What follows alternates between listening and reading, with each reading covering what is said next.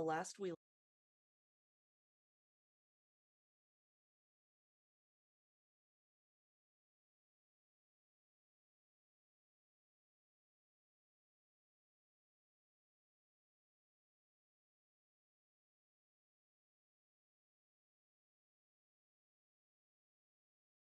To most of the city, what happened a few nights ago was a loud explosion, a large fire. A lot of people are talking about insurance fraud and how the old casino down the street that hadn't been open for years anyway clearly got burned down by the owners so they could get their money back because it was not working out. A few people, though, are murmuring on the street. They saw a dragon in the sky burst out of the casino and land somewhere a few streets away. If you happen to pass by those streets, people seem to be denying having heard anything. They were all inside with their shutters closed. They didn't see anything. They don't know what you're talking about. And they get very upset the more you talk to them for some reason. But as you're sitting down to your first real drink out of hiding, the heat kind of having died down and no one seeming to have much comment on the casino situation, you're passed a note underneath of your tray of drinks that seems to be a job offer of some sort, signed with a large curling mustache.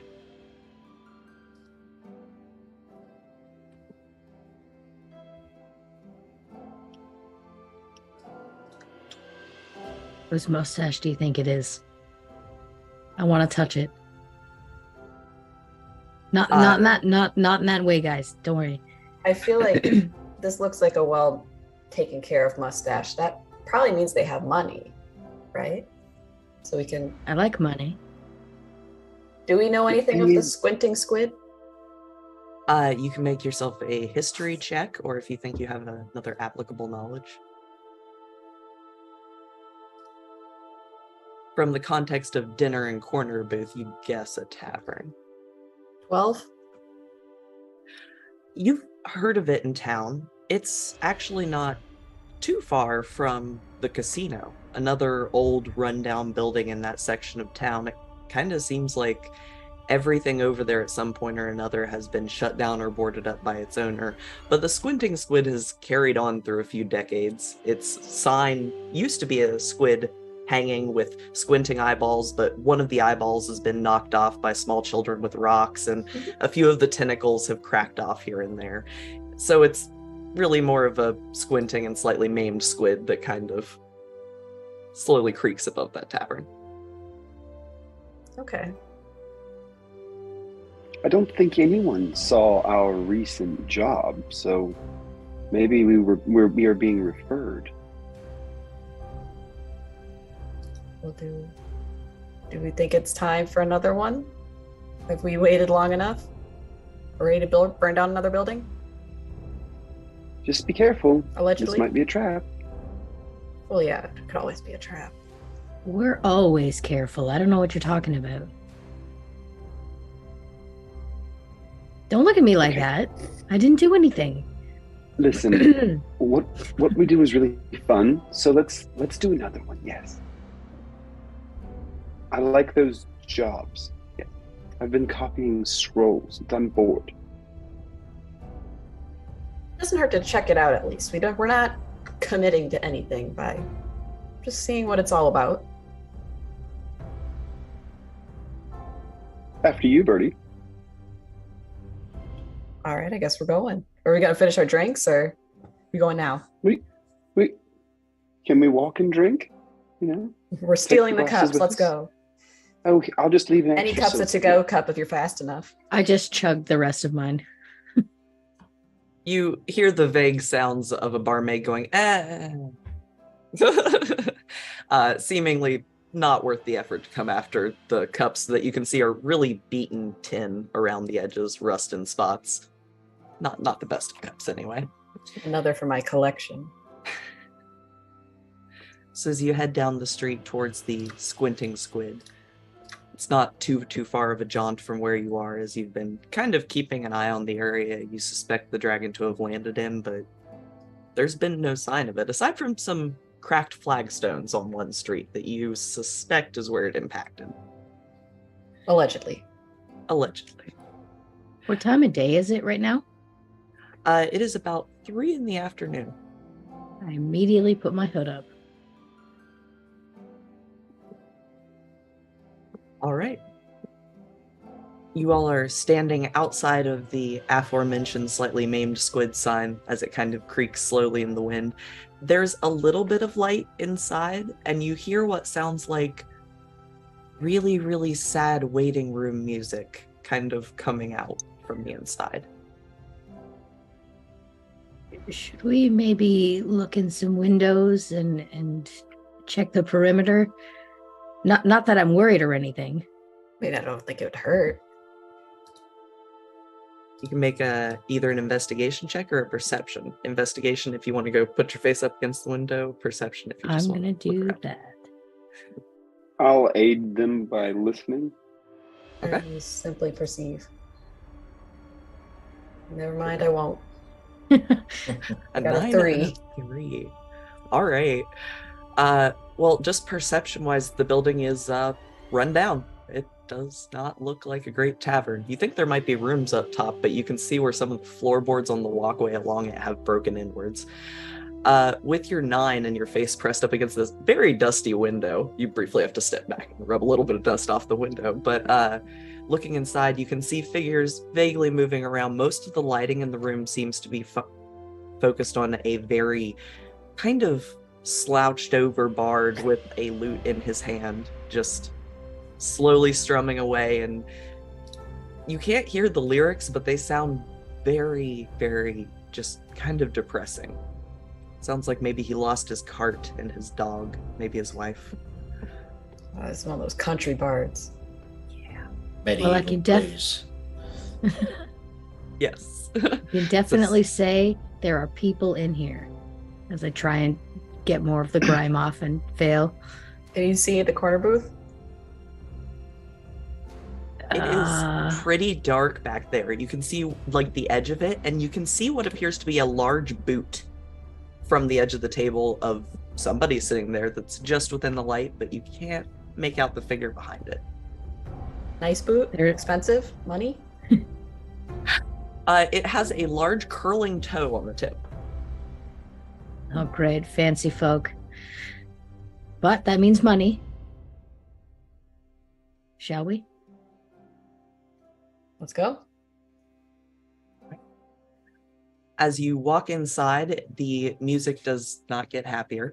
It still sounds pretty depressing, and everybody in here seems to be fairly deep into either cups or just kind of staring off into space, doodling on pieces of parchment. It seems like a pretty quiet joint, except for what appears to be kind of a smallish creature that seems to be excitedly asking questions to multiple people, running from booth to booth. Have you seen a dragon? Have you seen a dragon? Did you see the dragon? Excuse me, did you see the dragon? Have you seen a dragon? Oh, excuse me. And you see as he pushes the cooking pot that is over his face off his head a bit. And as he turns to face you, you see a quite purple-coloured kobold who is wearing armour made up of 2 baking trays that have been tied together. He has a pot on his head. There's a ladle with what looked like a big rock kind of pushed into it. And he is like, his tail is swishing backwards and forwards. He is very excited, and he wants to know about this dragon. And as he sees you walk in, he runs up to you and goes, do you know about the dragon? Have you seen the dragon? No one wants to talk to me about the dragon. Why won't they tell me about the dragon? I know I saw a dragon, but dragon in the sky. Did you see it? Dragons aren't real. Well, of course they're real. If the dragon wasn't real, then what am I? Yeah, what are you? Not a dragon. Well, I think that's a bit unfair. I'm a kobold. We're descendant from the great dragons, and although I've never seen a dragon before, but there was one in the sky. Didn't you see it? Well, no, because dragons aren't real. If you've never seen a dragon, how do you know they're real? In the books. You believe everything you read in books? Yeah. Oh, okay. Love that for you. I mean, why would people write lies down? Don't be silly. No one would do that. Why are you Good. curious? Oh, I'm a paladin. It is my What? job to bring glory to the dragons. Bring glory to the dragon. So Yes. you want to find the dragon for what reason? To bring it glory? Did you just go, you're magnificent? Is it your god? I have made an oath to the dragons to serve them and bring them glory. You've made an oath to this thing you've never seen before. Dragons, yes. In my book, and he pulls out of the armor a very battered, food-stained kind of, like the wooden books for young children. He pulls out one of them that is clearly, it has a picture of a paladin on the front and a dragon flying on the front, and you get the impression that this kobold's worldview might be quite heavily borrowed from this book. I don't think I've seen a book that looks quite like that, and I kind of try and whisper it to the others, but it's loud enough that the kobold will hear. Read you the book. We kind of have an appointment to keep, but maybe later. Yeah. Okay. Later. I'll go ask more questions about the dragon. And he just turns around and starts asking people more questions about the dragon. You continue getting your mixed bag of replies. A lot of the people in here talk fairly quietly and slowly, so it does take you a few minutes to get any information out of anyone. Fun. But while that is happening, could you all go ahead and describe yourselves for our kobold friend here, whose name is Mop. I love that. Azel is a 5'9", fairly thin Shatterkai with shoulder-length black hair and all black eyes, no iris, I don't know how to say the word, no whites. Dressed head to toe in black, but seems to always have either a smirk or a smile on their face.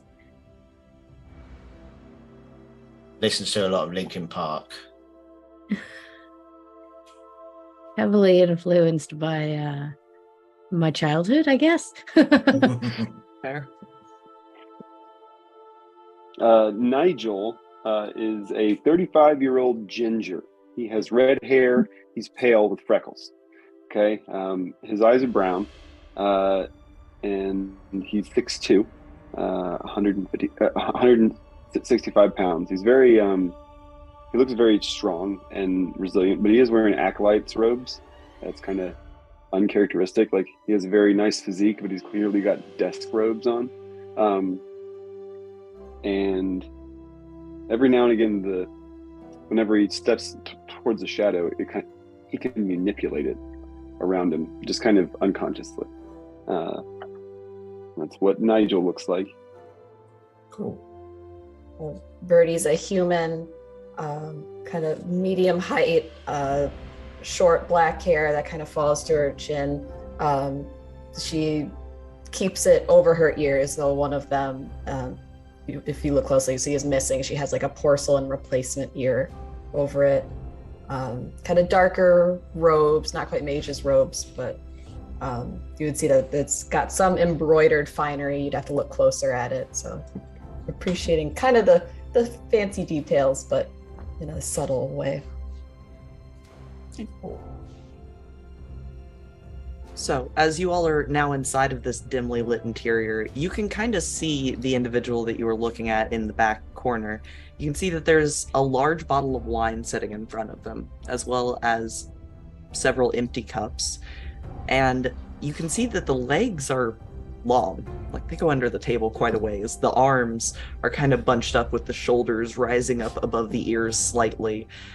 There's a large hat kind of encompassing a good foot worth of the booth. it kind of seems to occasionally bonk into the people at the booth behind who look around annoyed as the back of the hat brim hits them. But the figure doesn't appear to be drinking anything. There's just a pair of hands sitting in front of it like this, in front of the hat, and the hat's kind of bent down.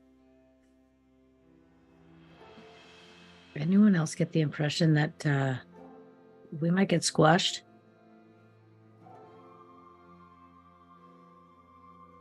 Hoping not. Well, I like wine. After you, Nigel. Oh, okay. I'll go over and kind of like knock on the table, and then just gonna look. Excuse me, mustache. The hat tilts up slightly, and make me a perception check. Oh.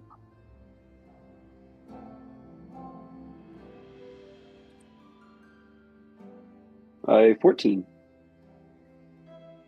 You find yourself looking at a face, but something in the proportion is off somewhere. It's a very humanoid face, but there is a large black curling mustache that seems to be on it that doesn't quite match the very curly kind of chestnut brown hair and the scattering of freckles across what you would guess to be a younger face, but the head itself is a little bit smaller than you would expect for the amount of body sitting near it. The hand motions towards the table and the wine. You watch as awkwardly the hands come together around the wine like this and just shove it towards you. It's 3 kobolds in a trench coat, right? That was my first thought. Hello. My name is Nigel.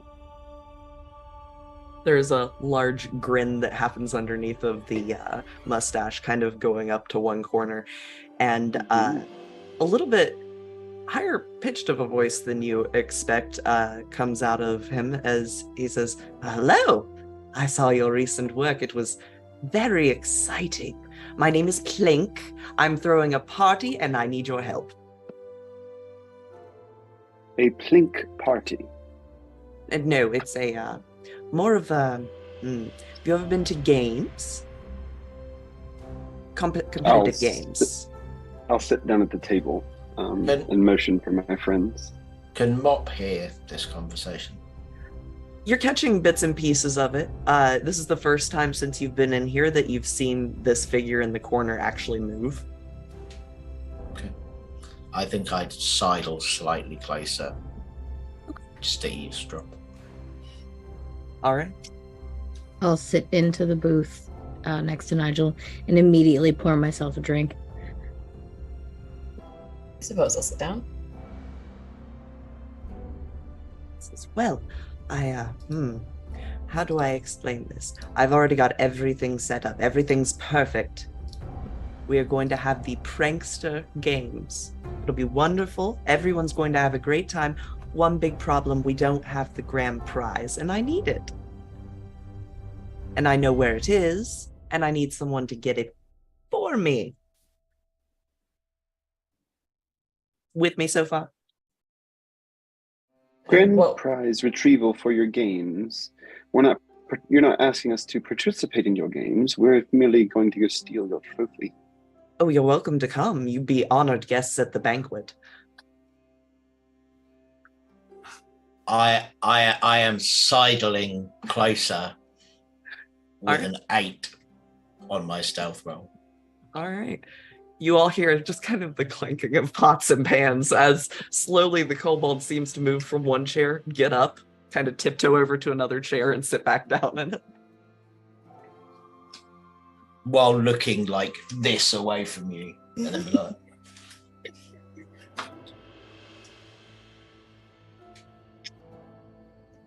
And what kind of reward would be given for retrieving this prize? So potential rewards within retrieving the prize itself if you were to pick things up, but that's all on you. I was thinking something like 500 gold each. Mop falls over.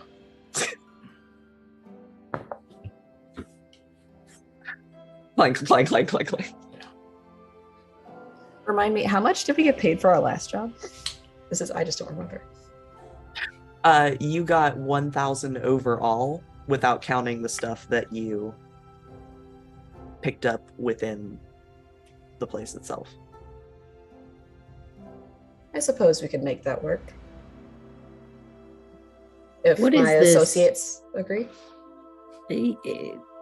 What is this prize that we're tasked with taking?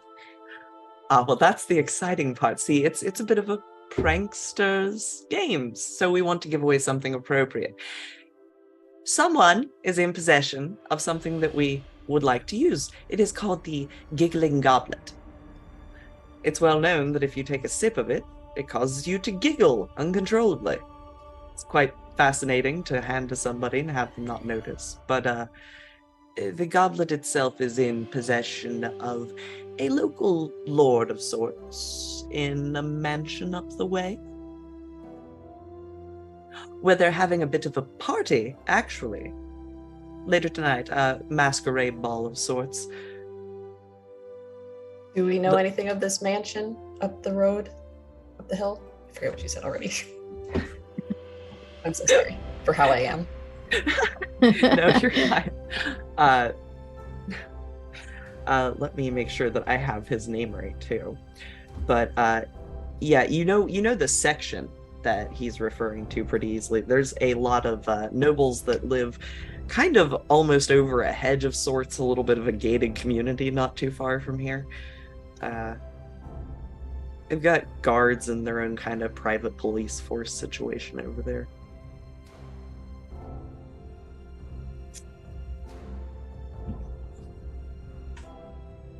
Well, I'm sure they wouldn't miss one item or seven. What? He shrugs a bit. Well, I expect it to be in a vault with several items, so that's possible. It's a Lord Dalian Cask song. Don't know if you've heard of him or not, but he's a bit of a prankster himself, and well, we would love for him to attend the games and find that his goblet is the grand prize. Gives him more incentive to compete. Have we heard this name before? You can make a history check if you'd like. I'm so good at those with my +0. 4. You know what a lord is? I know what a lord is. Mop, you've heard a little bit about the cask songs. Most of their money seems to come from local wine production, but you're pretty sure the vineyards are somewhere outside of town and then they ship things in. Okay. But he knows it. Just random facts for history there. Point of order question. Do we need tickets or invitations for the masquerade? So, that's a bit of a your call sort of thing. You seem to have a very unique way of working, I've noticed.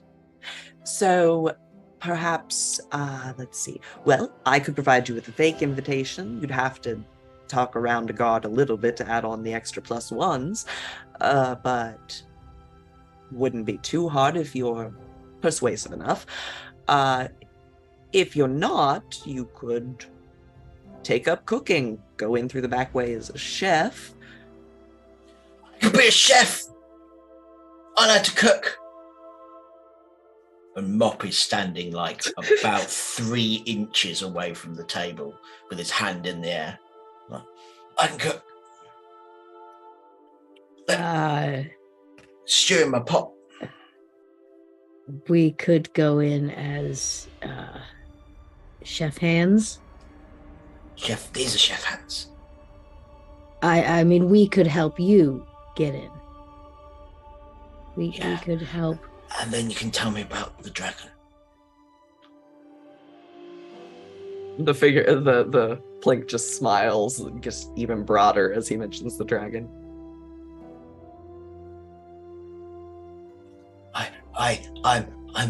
People ignore me. Well, even with all your clinking armor.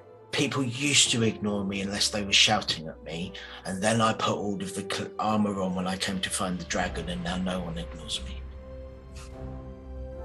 No one cared about me until I put the pot on. Yeah.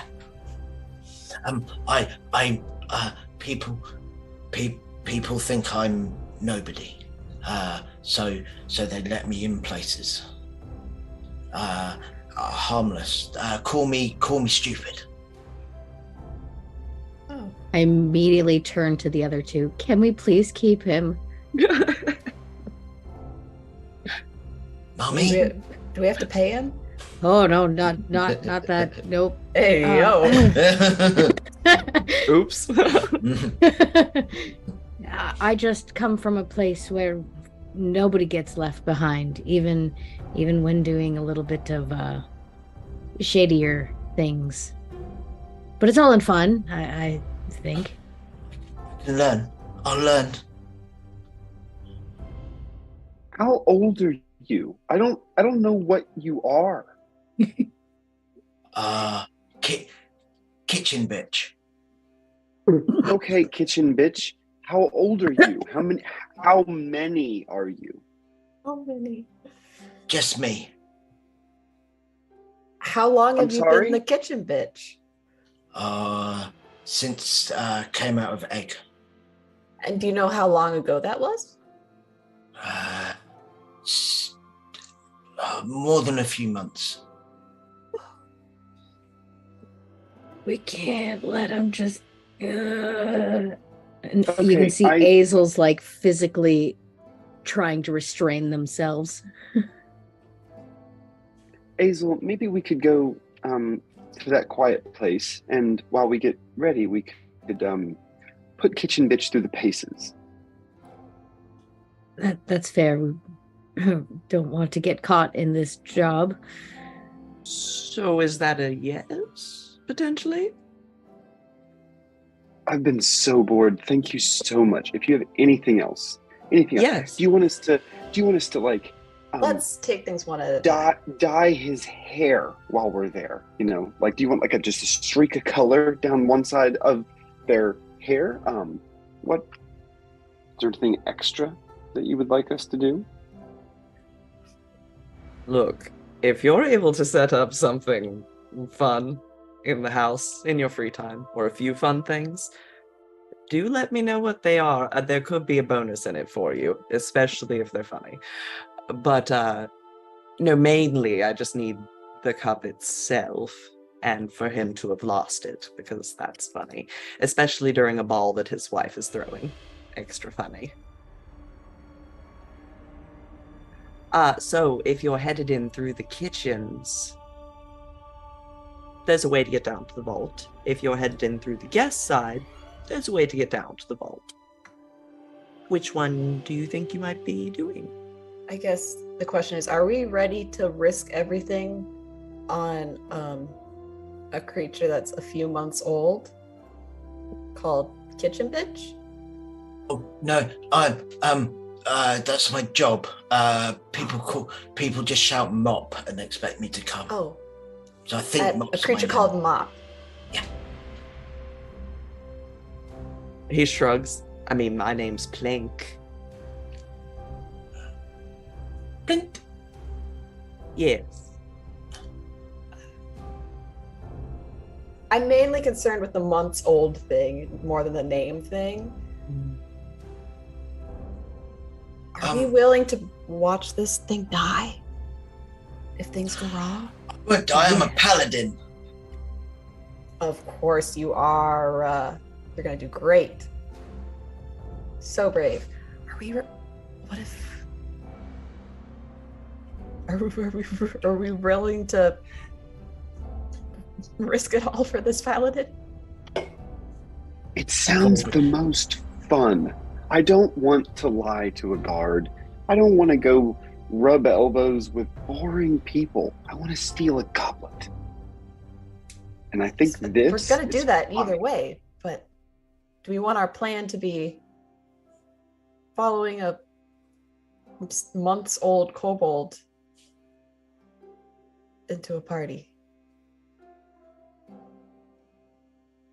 What's the harm? And since it was kind of my insistence, I'll watch over him. Him or her? And I look over at Mop. He looks down, looks up. I don't understand. Oh boy. You're a him now, and I pat him on the top of the pot. Okay. I really can't get into pronouns with a month's old. So I'm just going to give you some. It's a hard one. Bob doesn't care. So you said there's a vault. That means you've personally seen the goblet yourself? Oh yes, I've attended several parties, albeit this one. Oh, and do you know anything about his defenses? He very much likes pranking people, so most of them are probably pretty funny. Are they deadly? That's a good question. He had most of them turned off when we did our walkthrough tour and he was showing everything off. Some sort of a Hall of Mirrors situation and a few twists and turns. Big deal. Big deal is a secret door that I happened to see, but, you know, it might not matter because I didn't go in through the servants' entrance like you're planning on doing. Kitchen's at the back. I believe it has a hatch that goes downward, so presumably they're all connected. If you've seen this place, do you happen to have a drawing or a map of sorts? Not one that would do you a lot of good. He turned off all of the traps and things and had it partially under construction when I was there, so... But you do have one? That wouldn't help us? Not with me. I could draw you the upper floor very easily, but the underfloor is probably what you're concerned with, and unfortunately I was only there when it was a large barren thing with a lot of chalk markings here and there. They're stealing stuff. Why don't we steal the map off him? Do you keep a map of your house? Of my house? Mom. I don't have a house. Of where you live? Just on you? Kitchen? You keep a map of your kitchen? No. So I don't know if we should assume that he keeps a map of his house. Okay. We're good at figuring things out, usually on the fly, but we're good at it. So am I. He shrugs. As long as you're fairly careful, I don't expect you'll get much trouble being kitchen staff. And as I said, I'll be upstairs in the ballroom. So, to help you out on your way out, it might get a little bit noisy when one of you has to pick up the goblet. Just as a heads up. So if you need a distraction at that time, what you're going to do, and he pulls out what appears to be kind of almost a Christmas popper, this round tube with these twisted ends that looks like you pull it apart. And he says, just set this off, I'll know that you need a distraction, and suddenly the party upstairs will get very dramatic very quickly. Party, yes. You could steal some uniforms or dress up like something. If you do that, you're probably going to have to talk your way past the butler. He's pretty easily distracted, but it's up to you how you want to do that. Or if you want to crawl in through a window. You know, whatever you're feeling. I do have a disguise kit, and I'm pretty good at using it. Doesn't help our clothes, but I look like the Walking Dead, so... I can disguise myself, I'll just need a costume.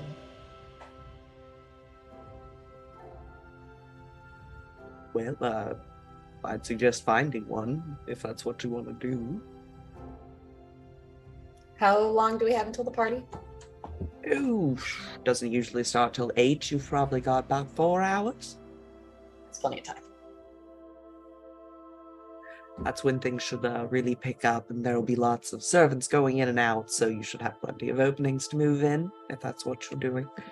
And if you're a party guest, you'll arrive fashionably late, so either way. I think we can do this. Very well. If you've retrieved everything and made it back out, feel free just to head back here.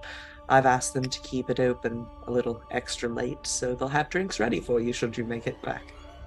Perfect.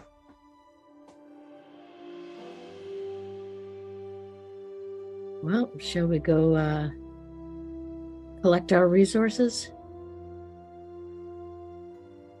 Let's go. Are we taking Mop? We can't just leave him here. He's gonna ask the wrong person about this dragon, and then... Do you know about the dragon? Did you see it? Do you have a uniform, Mop? Like a kitchen? Is this your uniform? He'll kind of lift up the tray that's hanging over his front, and there is a very dirty kind of kitchen smock. I have prestidigitation. We can fix that. Have to look our best going in. Polish my armor. You know, I think we might be able to skip the armor this time for this mission. Paladin. Paladin's true strength is in his oath, is it not? Not his armor? He gets out the book and starts turning the I'll wait. 5 pages that are in it, and then goes, I need my armor. Not paladin without the armor. Look, and he shows a picture of the paladin wearing armor. Do you have a weapon? Sorry? Do you have a weapon? Mace. And he pulls out the ladle, and the ladle has a rock that's been put inside the ladle, and it's been like crushed around it to hold the rock in. Mace. Oh boy. That is a mace. He's your problem, remember? He is my problem. I will accept that. I'll help you get him cleaned up, though. Oh boy.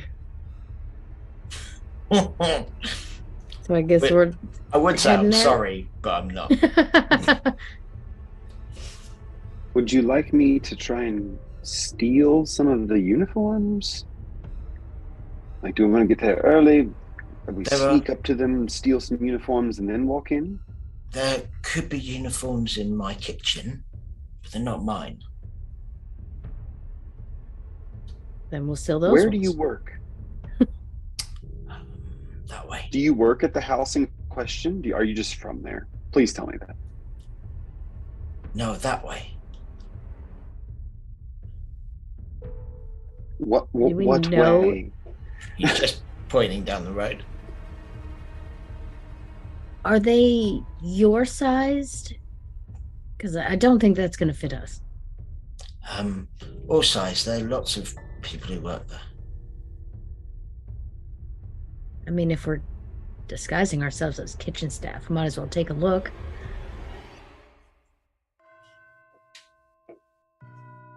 I'll start heading slowly toward the door. Okay. You can see people going in and out that appear to be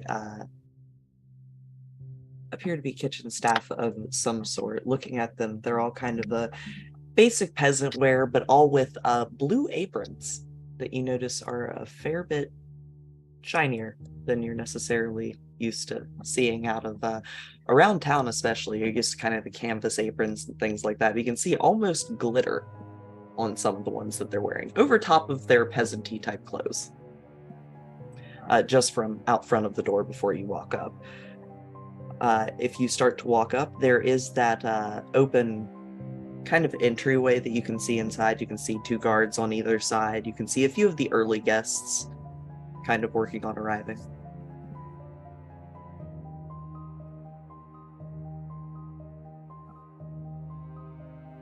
Actually, Not sure. my disguise self, I can only do it on me, but I can copy clothing if we're not able to get the glittery blue aprons. All right. If you're kind of trying to look for an extra stack of them, they don't appear to be anywhere here. And if you took a wild guess, they'd probably be in the pantry if they kept extra ones. I could make myself look like one of them using the spell, go in and try and find other ones? Or do we think that maybe they outsource their laundry to somewhere? We could go find the washing people and try and steal from there? Or I do have this ring that I obtained, which lets me go invisible and I can come in as backup following you.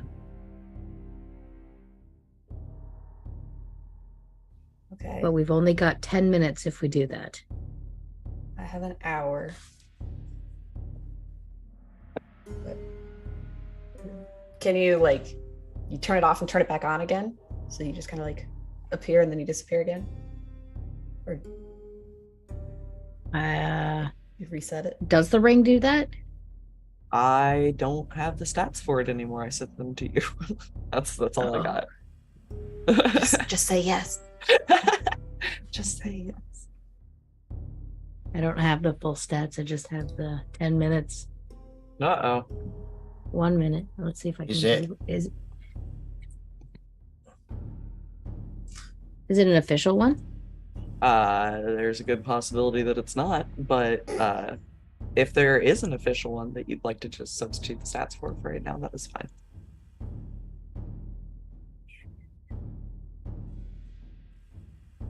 Of course, we all know if you type in Ring of Invisibility, that's a legendary. Yeah. It's a minor one, so I've only got Yeah.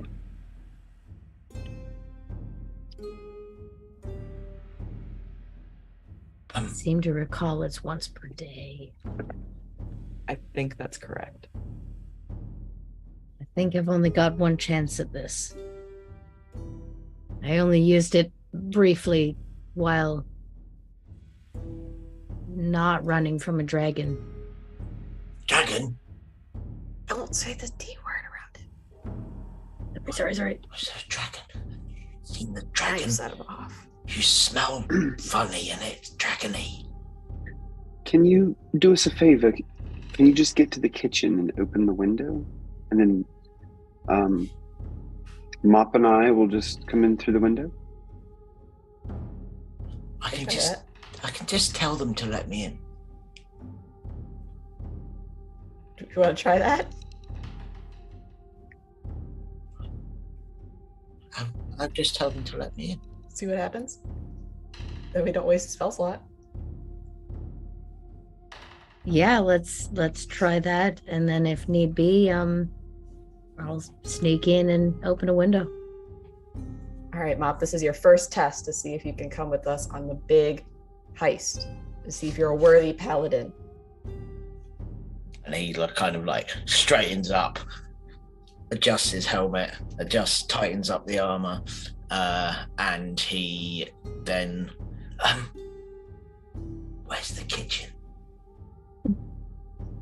In the back, they said? Looking to my companions? So I didn't write that down. Mop will head round the back. All Only right. thing I know about the kitchen is that it has a hatch. And we have to really watch out for the Hall of Mirrors, and there's a big deal secret door somewhere.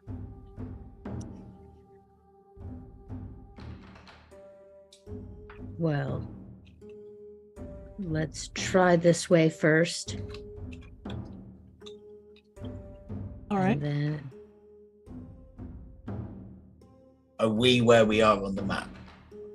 You are currently, however, if you would like to move around towards the back of the house, you should have visual on what you could see through a window just kind of walking around the house. Before you go, I'll give you some inspiration. Not that I think you'll need it, but Birdie will say, there once was a paladin so sly, his cunning made villains cry. With armor gleaming bright, he'd vanished from sight, a sneaky hero none could deny. And for 10 minutes, you have a d6 you can add. Mop, the paladin. Yes. And he will then jog off very excitedly around the edge of the building. And then God, I hope this works. A few minutes later, like he's clearly just run all the way around and come back to you. And he goes, I can see into a room, but there's no door. I think we're gonna have to go into the main entrance. There is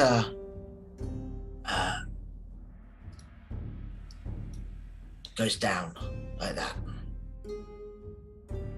Like the trapdoor? Nah. Hopefully not trapped though. Oh, did he see a door at all running around? On the outside, there are no major doors that you can see, even like apparent servant ones besides the front door. You're not sure if there's a root cellar somewhere that you're just not seeing, or... Bob doesn't even know they exist.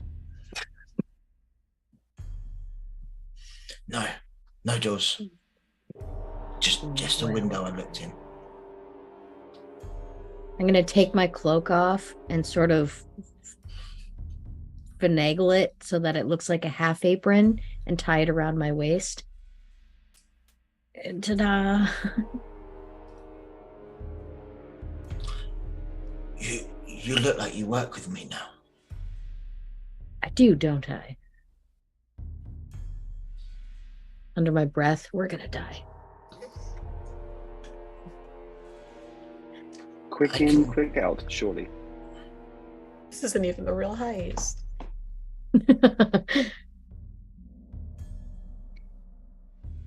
So, how are you two approaching the guards at the front door? Are you saying anything to them? Are you just kind of trying to, I'm supposed to be here, walk by real quick? What's the plan? Who were the two approaching, sorry? I think that might be you and Hazel. Hazel, me. Yeah. Mop is just walking in. Okay. I'll follow. Can you go ahead and make me, kind of just one of you, with advantage if you want, a general persuasion check to just kind of give off the vibe of I'm headed towards the kitchens, don't get in my way. It's important that whatever I'm doing happen. I'll give you. I am. I give up quite the air of I belong here.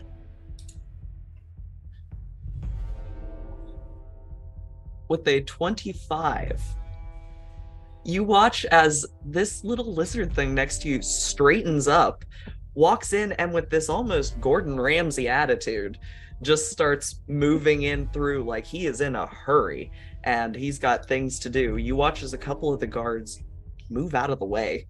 Just one of them at the far end of the hall opens the door towards what looks something about some sort of chef. You can't quite catch what it is, but they seem to be talking to each other as you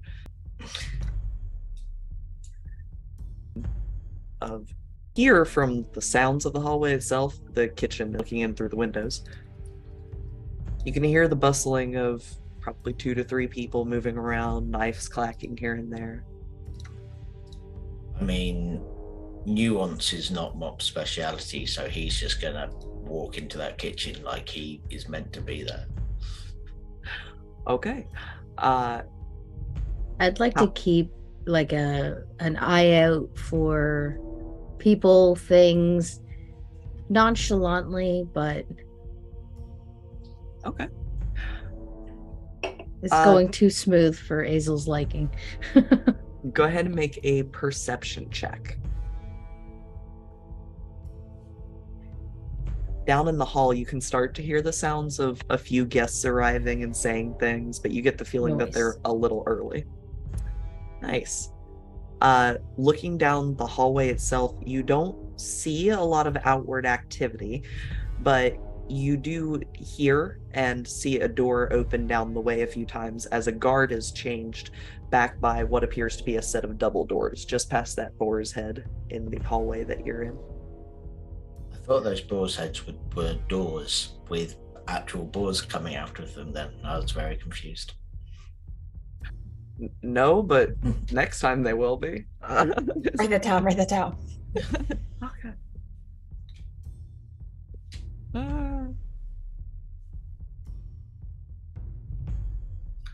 So, how are you entering the kitchen, Mop? Just like throwing open the door, or?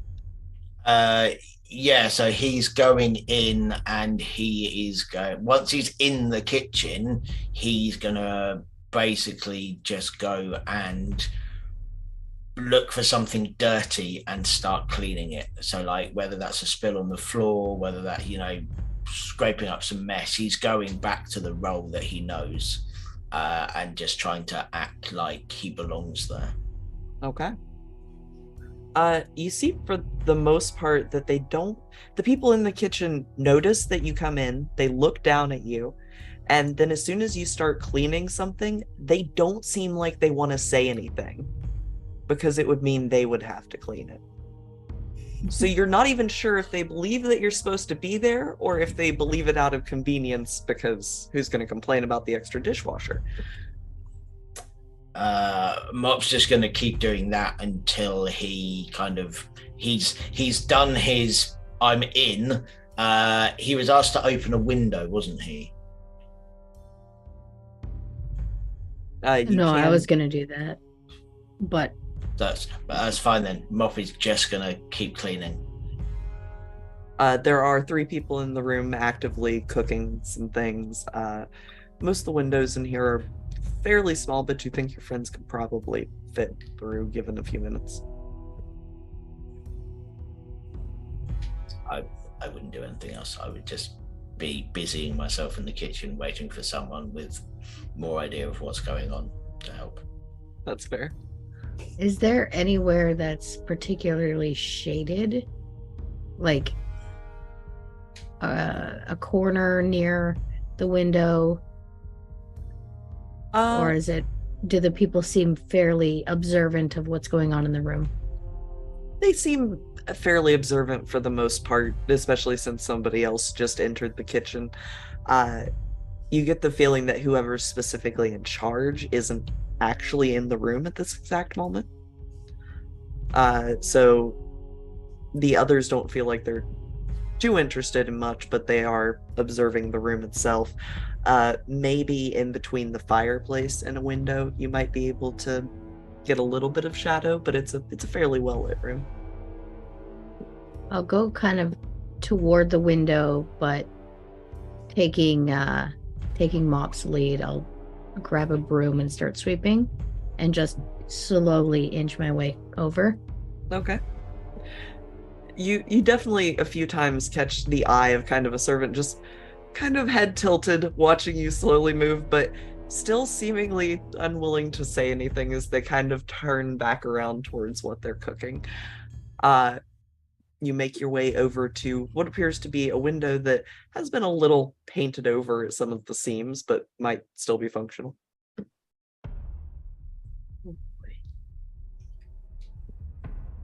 Ooh, it's warm in here. I'm just gonna open this window quick. Sorry, guys. You make a persuasion check.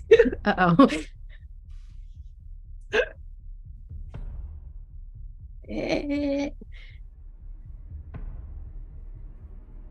It could go either way. So you say that, and they all kind of look over at you, and one of them nods slowly, and she goes, yeah, it is hot in here. And just kind of moves back over to what she's doing and deliberately seems to turn her back to you.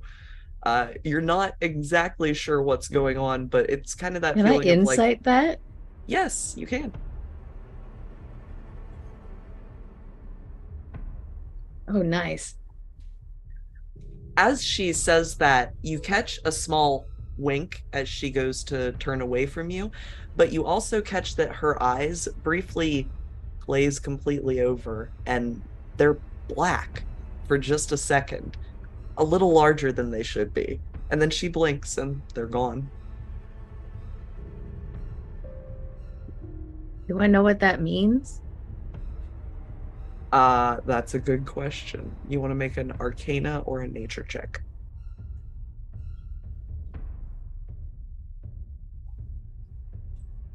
Take it. Secrets in a row. Back to back. Very nice. Looking at it, it reminds you of a couple of things that you've read about. Usually things that are not what they actually seem to be, kind of showing through whatever outer skin they're wearing. It's a demon. That's your first guess. Your second one would be probably something fey or maybe outer astral space type of situation. But whatever it is, they appear to be currently wearing a human skin and content to keep it that way. I will not say anything, but just continue sweeping the floor, trying to stay out of people's way, but make it look like I'm actually doing things. Okay. Do you open up the window? Oh, yeah. Yeah. Can you make me an athletics check? Oh, man. Oh, man. You strain against it for a second. You can just see some of the paint kind of start to chip around the edges where somebody's painted, done the sort of landlord special over the edges. And it's just looks a little hard to fully lift all the way up. Inspired the wrong person. If the paint is not letting me open, I want to take my dagger out and just sort of run it along the edge. Mop, there's a few minutes where you just hear as somebody is just scraping something over in one of those corners. Mop is going to start making more noise than normal. Not like he's just cleaning a bit more noisily, like banging things together and, making sure he knocks into surfaces and things like that just to cover the sound. Who hired right. these servants? They're so noisy. Go ahead and make a deception check if you would.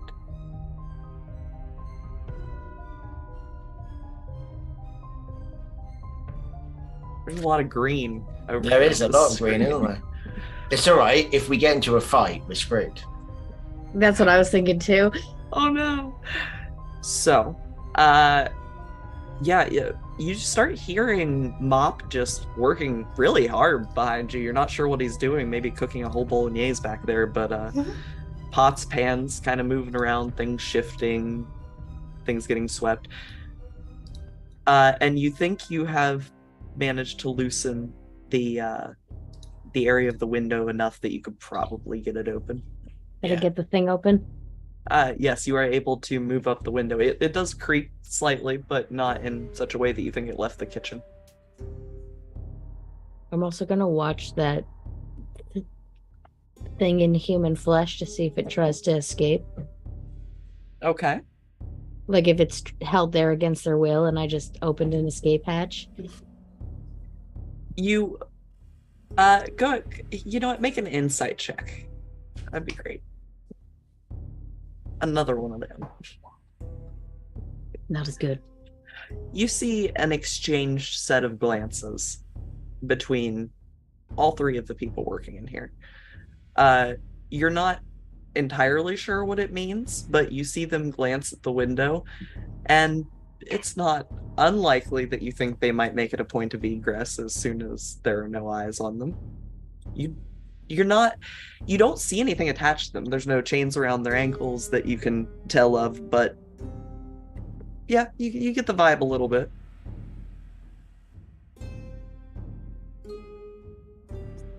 So on the outside, do we see that the window's open? Yes, the window goes. Would you like the honors, or would you like me to go first? Just climbing in, just looking like this. Yes, there's a hatch. Yeah, but like, if we're gonna be in there, then might see us. Okay. You go I first. just If you're hop so in through the confident. window. Okay. Just hop in through the window. You hop in through the window, and there are 3 servants very much ignoring your existence. You can see that they are all slowly moving towards the window that you're coming through, but they seem to be waiting for you to move away from it. Birdie disguise himself. Yes, I'm gonna disguise myself and just mainly get the uniform, but then like I don't know, make my hair a little longer and blonde, so it's just like A little different. yeah. I'll take off my acolyte robes and just kind of walk up to one of the servants and be like, "Trade." Make a persuasion check. Oh.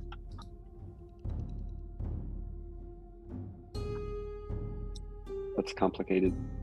Is it? It is with my charisma. Oh no.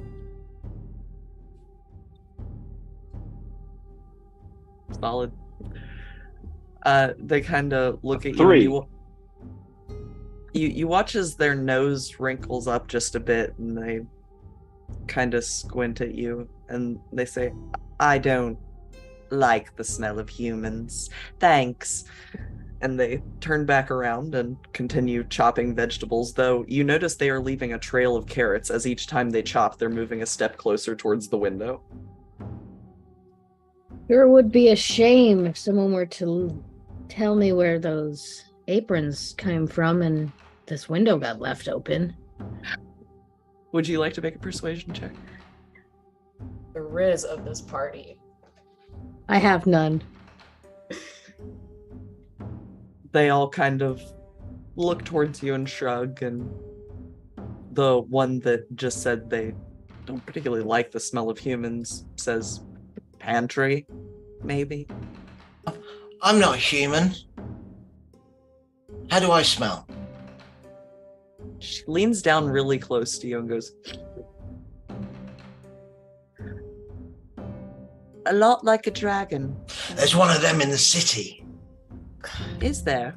Yeah, I saw it. It was big. Flew in the air. If you could, you're going out there, yeah? We're here to steal some stuff. We need some disguises. We're here to help with the party. That is why we are here. Oh yeah. We're here to help cook. We need some clothes. Cook and clothes. I'm sure we could come to some sort of a deal. No, we No. thank you, but no thank you. On your own, then. She continues moving over towards the window. Just you look over and you see that the youngest looking of the bunch of them, look to be kind of a young boy, is already about halfway out the window. Like, you can see a leg just kind of leaving the outer edge of the window. If you guys are leaving, would it be all right if we had your uniforms? Would you like to make one more persuasion roll? I think I'm good at that though. 24. The remaining 2 kind of look at each other and shrug, and the one that said they could make a deal looks down at the robe and goes, "Copper each. Best I got." That's fine. "It's a deal then." And they take it off and hand it over to you, holding out a hand for the copper. I will Did give them we? a copper. Just make a deal with the devil. You can either make a religion check. Oh, Mop has no idea that they might not be exactly who they say they are. Okay. Anyway. So, 2 copper, 2 aprons. Appreciate you very much. If you're ever in town, stop by. And they begin moving towards the windows. You watch as a lot of the lamps inside of the kitchen begin to gutter a little bit and go out. The fire slowly goes out underneath of the stove. And as soon as the last one exits the window, you see a little bit of kind of almost a gray cast come over the inside. There's a few more cobwebs in the corner than you recall there being. You're good. Good with fire, Mop? You said you cook? Yeah. Let's keep up appearances as best as we can. Don't really know what that was about. Cool. Mop is going to cook. Mop has no idea how to cook, but he's going to cook. All right. Well, everything's there that you need to start a fire. If you feel like that is within your capacity, that is a pretty simple thing to do. He could do that. That's kind of one of the menial tasks he would be able to do. How would you like me? Do I need to check to do that, or? Probably an untrained skill check would be my guess. We brought you on because you said you could cook. I can cook. Okay. He believes fully that he can cook. Sorry, what check did you want me to do? An untrained skill check if you would like, or you can just make a general dexterity check if you'd like. Survival? That'll work too. It's a -1, but it seems like fitting. It can be an appropriate one. 8. Things are on fire where they're supposed to be, so there's that. Something already smells burnt, but it sounds and smells kind of like cooking in here. If I'm like, so what he's going to do is cook to the best of his ability, which is non-existent, and then if anyone wants to try the food, he's going to cast Purify Food and Drink on it, which he does. He's not totally aware that he's doing. He just believes that his food is fine to eat, so the spell happens. All right. So I'm gonna try the trapdoor while that's all happening. Thought you were going to say you were going to try the food then. Nah, Azel's not hungry right now. Oh my. I'm gonna check for traps first before. Make an investigation check.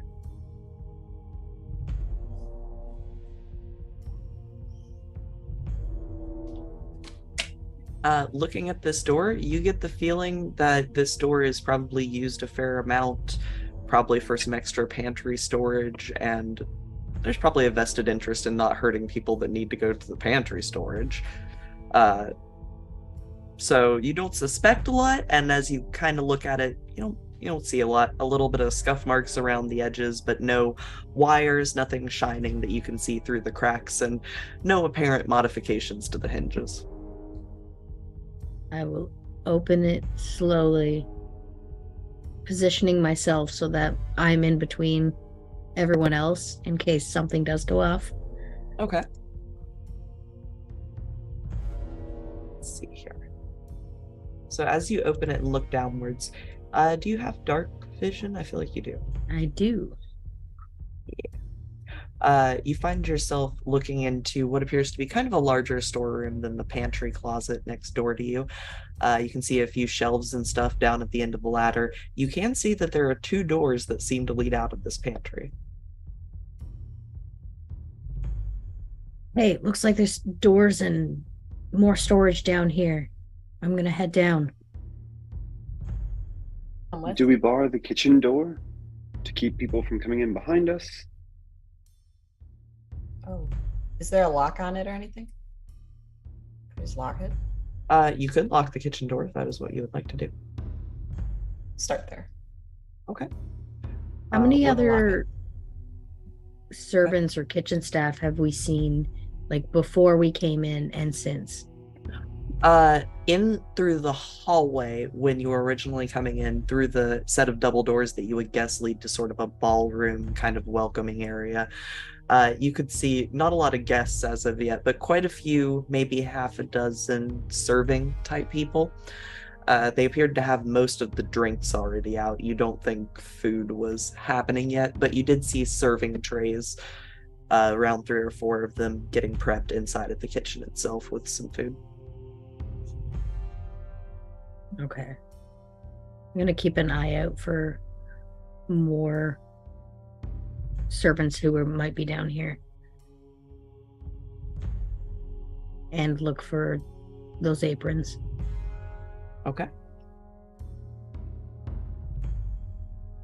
So go ahead and make an investigation check towards the aprons.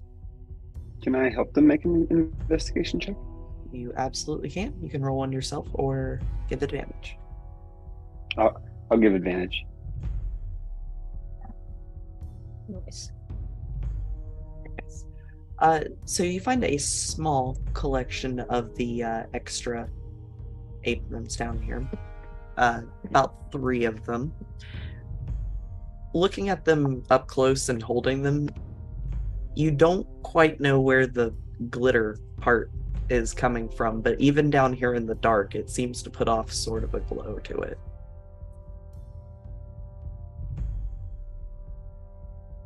You know magic stuff? Not at all. Maybe we shouldn't put these on quite yet. And Well, there's and 2 get, doors. We'll get Birdie to check these out. All right.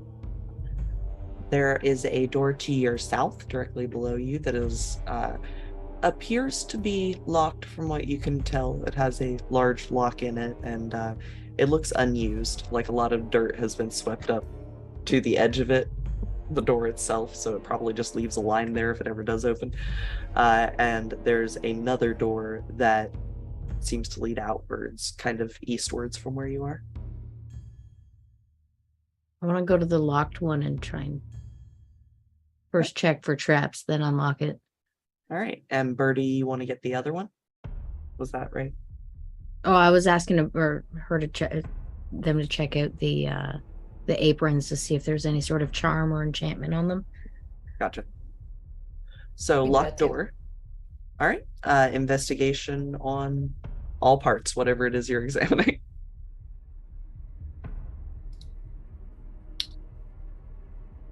That's a 5.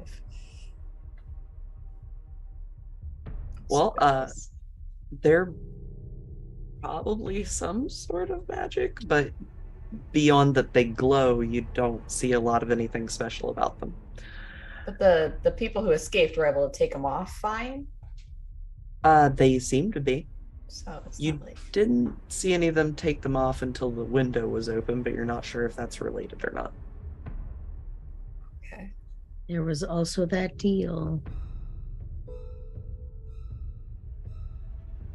Totally gonna bite us. We just bought something. That's all it is.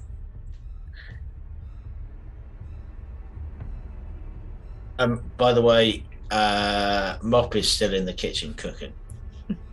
Okay. You can all hear the sounds upstairs of Mop continuing to cook.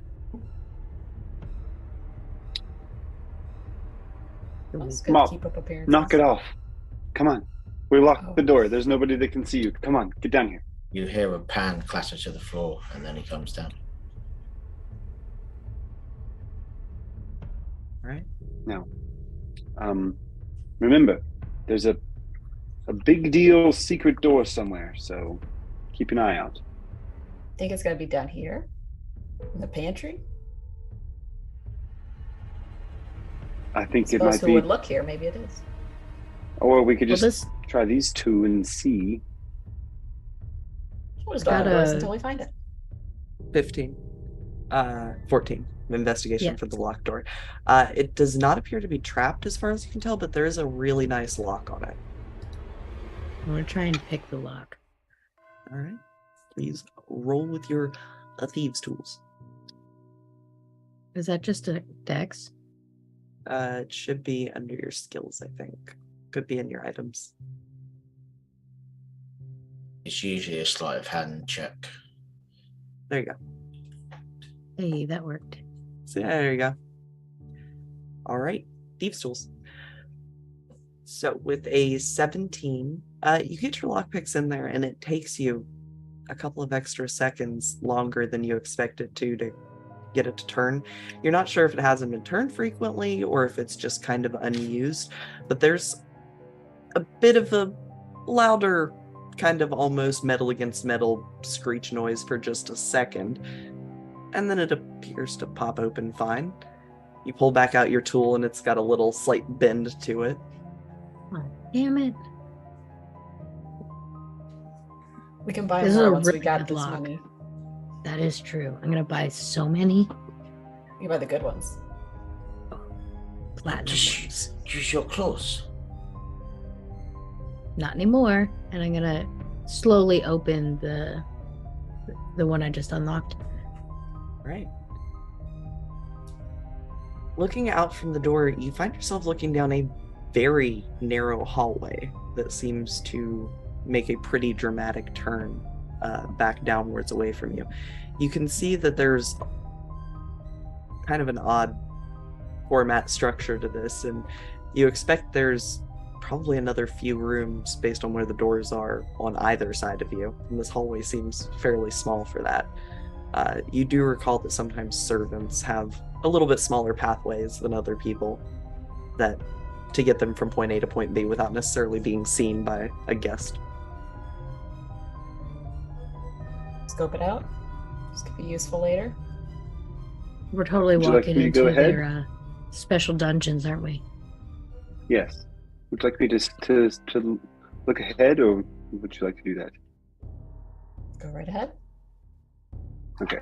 I'll squeeze through the door, keep in mind on what is going on in the hallway. I really don't want to step on a pressure plate or trip something, so I guess I will try to make sure that All right. I don't So hit traps. if you want to give the hallway an investigation check to try not to have anything happen. 9. Okay. So you make your way down the hall, and you finally find yourself looking down through what appears to be a corner door. And as you go to scope it out, the rest of the hallway appearing mostly fine as far as you can tell, you get to right before the door itself. And you slip. You feel yourself falling for just a second. And then it's dark. The rest of you see your friend Nigel just go walking down the hall ahead of you, and just suddenly he seems to drop through the floor. Looking down, you can see what appears to be a pit. You haven't heard him hit the bottom, and it's very dark down there. Until that point, Mop is trying to be like super sneaky. Okay. And then when he sees his new friend fall, he will kind of run over to the edge of the pit and look down and see what he can see. Looking downwards, you don't see anything. Your dark vision doesn't appear to be penetrating whatever's going on here.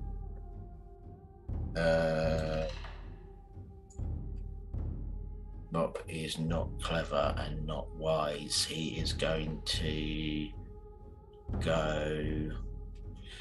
What your name is? Nigel. No, Nigel.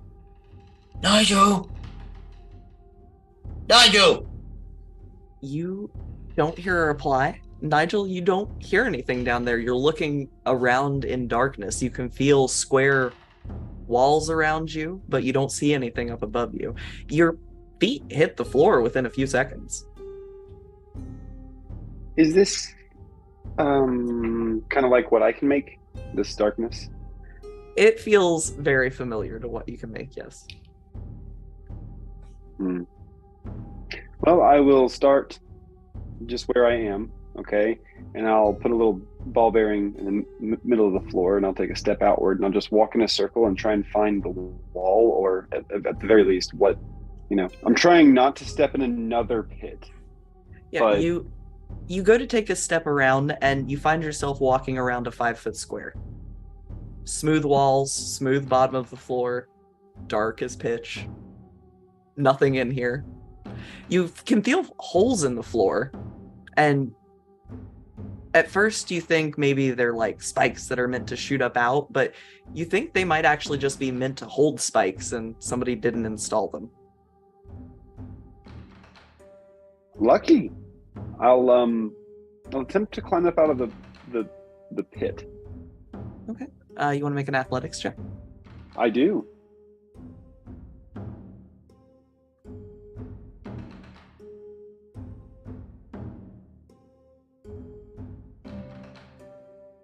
Very sure. Yeah. There you go. 17. Okay. I'm just gonna spring up. Trying out of the darkness. So you all watch as suddenly Nigel kind of springs forth out of the darkness, arms lacking up over the side. Nigel, it's maybe a 10-foot jump. You got caught on either side and bounced your way up, a little bit of hardcore parkour on your way up, but it's not that hard, not that deep. Looking back down the hole, you can't see your lower half. It is still contained within the darkness below. And as you kind of kick the wall while you're trying to get up, you can't hear your feet moving below you. Grab.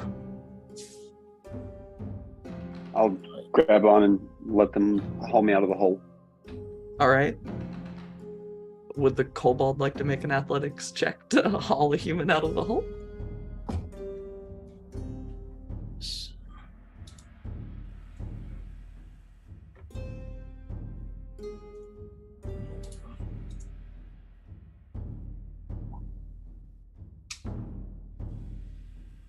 I rolled a 2. 7. You all watch as Mop just begins struggling, pulling on the one hand of Nigel, trying to pull him up out of the pit, and doesn't seem to be moving very far. I'll just hoist myself out. Okay. The hole itself is about 5 feet across, but most of you are able to leap that without too much trouble. Mop might be a little bit more of a athletic feat to jump across, but you can also just have somebody toss you across if you'd like. It's not a very wide hole, and looking at it, I'm a paladin. I do my own shit. All right. Do another athletics.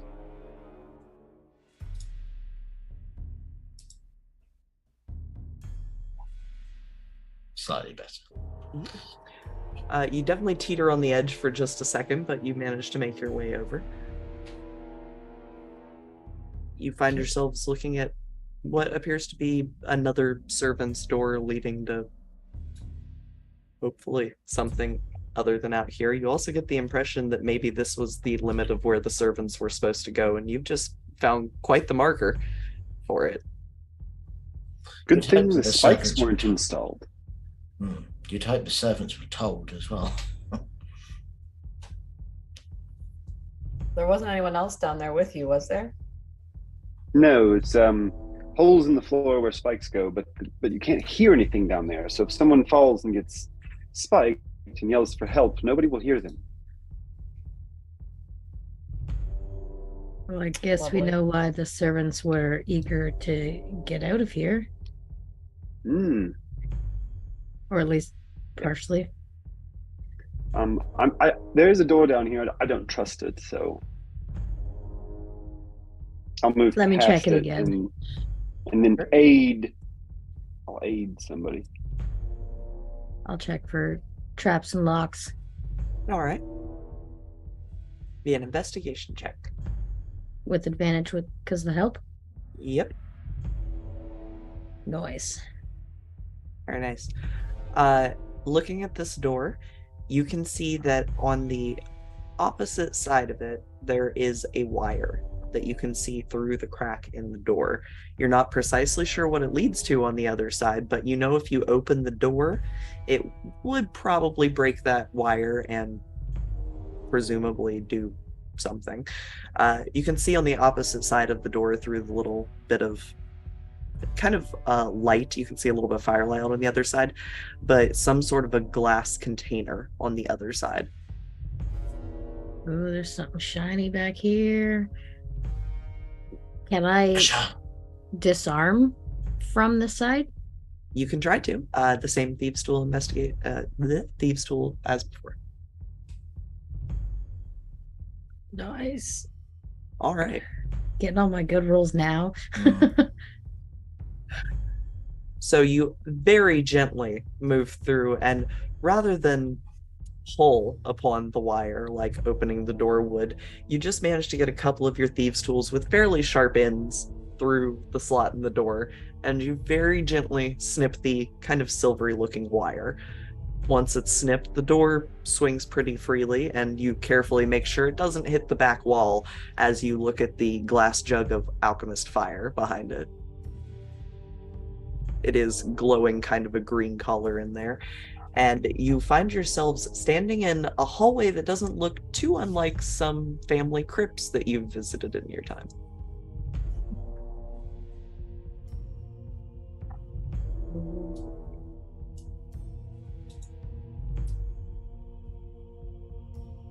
Well, I think it's safe to pass through.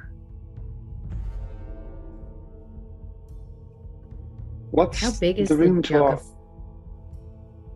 What's the room to our right? What's the wall to our right? We came in the house, walked left. What is the thing on the right? I'm gonna look for the secret door to the room on the right. All right. Go ahead and make an investigation check. Oh, I'm not gonna find it, but Oh, okay. Not a bad attitude. Right.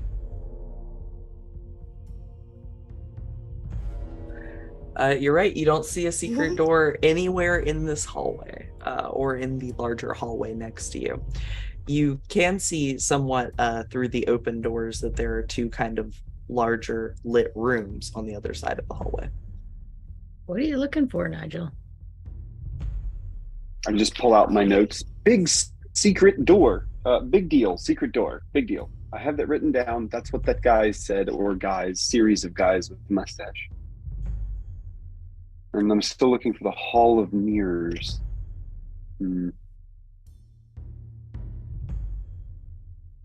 Well, now I need to look down this hall to find the secret door too. All right.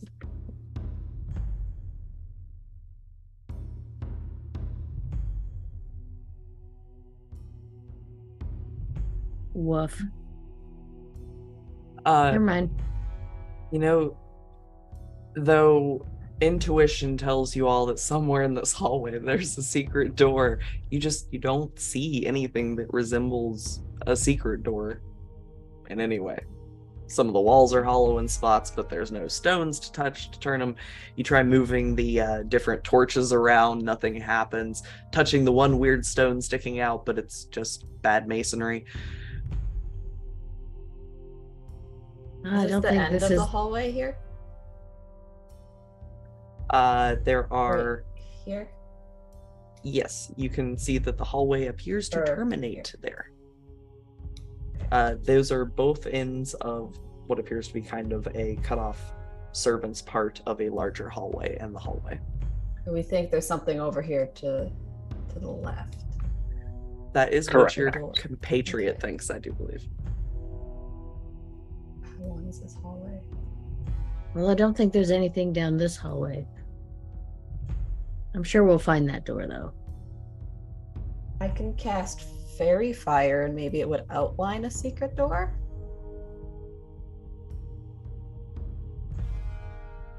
That's something we want to try? Maybe? If fairy fire works on an object and if you threw it at approximately where a door was, it probably would. But you don't see anything that is outlined, particularly like a door in the hallway itself.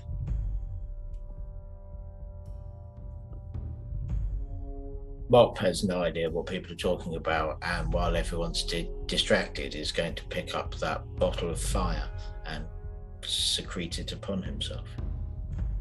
Okay. You now have 1 jug of alchemist's fire. Remind me if you take any major falls. Go. We keep All right. moving forward then. Yeah, I suppose so. I mean, if we find out that it just seems like wasted space to me. But maybe it's You not want me part to of the cast basement. fairy fire? I can Um, do it. I don't listen. I'm listening. Does that wall sound the same as this one? I'll tap on this wall. Mhm. Kind of listen to it. I'll tap on this wall here. And then We'll listen to stick it. my good ear on each of the Yeah. walls. They sound the same. Like does it sound like solid behind it, or is it hollow? Like thunk thunk. I guess that would be the original investigation check. So I mean, if you were tapping on the walls in the small hallway, both sides of that wall would sound very similar to one another. I do believe there's something over there, but maybe not. Who knows? We could just go into this crypt. You could. Might as well. Do we touch the doors? The doors are partially open. Don't like that. I'm still gonna check for traps. All right. Are there 2 doors? There are 2 doors in this hallway. They do not appear to both go to the same room. With your 25 investigation, you can see that the doorway itself is not trapped. You can see inside kind of a little bit of a strange sight. There are what appear to be 3 crypts that you can see just from the open doorway, but catching your kind of mechanical-minded attention, you see that there is what appears to be a hand crank on the side of the middle one.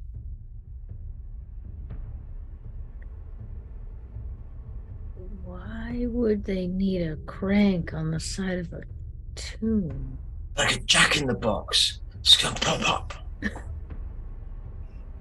Well, what I want when I die. they did say that the pranks would be funny. Kind of morbid if you ask me, but Can I go do it? I open the door and let Mop pass Okay. and then stay near the doorway. Mop's just gonna run up and start turning that crank. Okay. You all hear kind of this spooky do start up from somewhere in here. You're not sure where. It seems to echo off the corners of the rooms. Mop, you hear that as well. He's gonna go faster. In carnival-like madness, you all hear the music start to go faster as Mop begins to furiously just crank around with this. And Mop, can you make me a dexterity saving throw? Probably not. No. Nice. Man, I'm gonna miss Mop. You all watch as the top of this thing seems to slide off, and this large, what you can only describe as a boxing mitt on a spring, pops out. And at the same time as he is finishing up a final crank and coming up over the top, another lid slides off near it, and you watch as it punches Mop. And you watch as he flies head over heels and lands in the empty case next to the one that he was cranking. I've got vial of alchemist fire that I just picked up. You do. So, a couple of things are going to happen at once here. Hang on. As soon as that thing starts, can I start running toward Mop? You absolutely can. As soon as it starts up and comes out, you already see this trouble coming, so you start moving that direction. Mop. Wow, dexterity. My goodness. Oh. Well, the glove's only a d6, so you take 1 point of bludgeoning damage, but it's enough to knock your frail little body into this coffin. And as you hit the bottom of it, you hear glass crunch underneath of you. And then you hear grinding, and the top of the coffin closes. Oh, good. You Oh take no. 17 points of flame damage as the alchemist fire explodes in a space with little to no oxygen, and you suddenly feel the breath get sucked from your lungs. You all hear a boom and see just a little bit of smoke come out of the sides of this coffin. He just wanted to breathe fire like a real dragon. Oh. I'm gonna I start think cranking it's the dead. thing again, Mm-hmm. Okay. You like just just to see if that will set, like, open it and reset it or something. okay. Is anyone else doing anything to help while there's cranking happening? I'm gonna move in and get my quarterstaff out and try and wait for whenever the thing opens up. I'll just jam my quarterstaff in and try and keep it from grinding back closed. Okay. Can I get a dexterity saving throw out of just the both of you? One to avoid the punch and one to get the stick in time.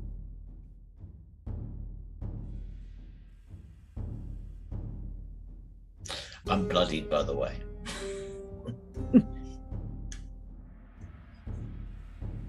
All right. Dexterity saving throw of 11.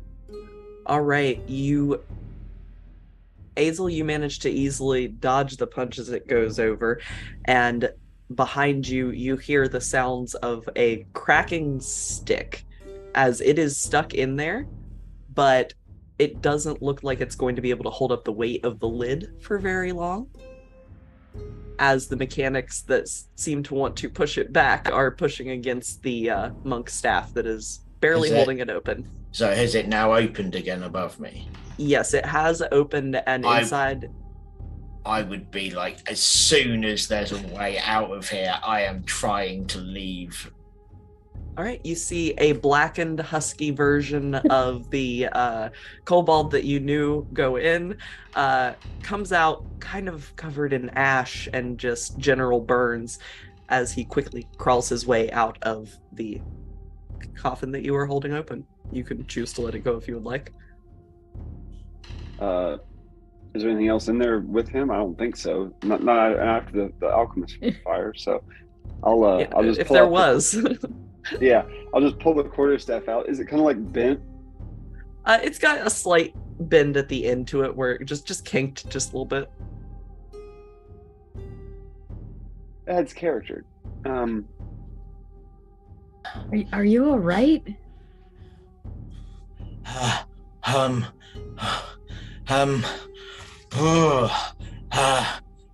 Yeah, you're fine. And I pat him on the back. Paladin!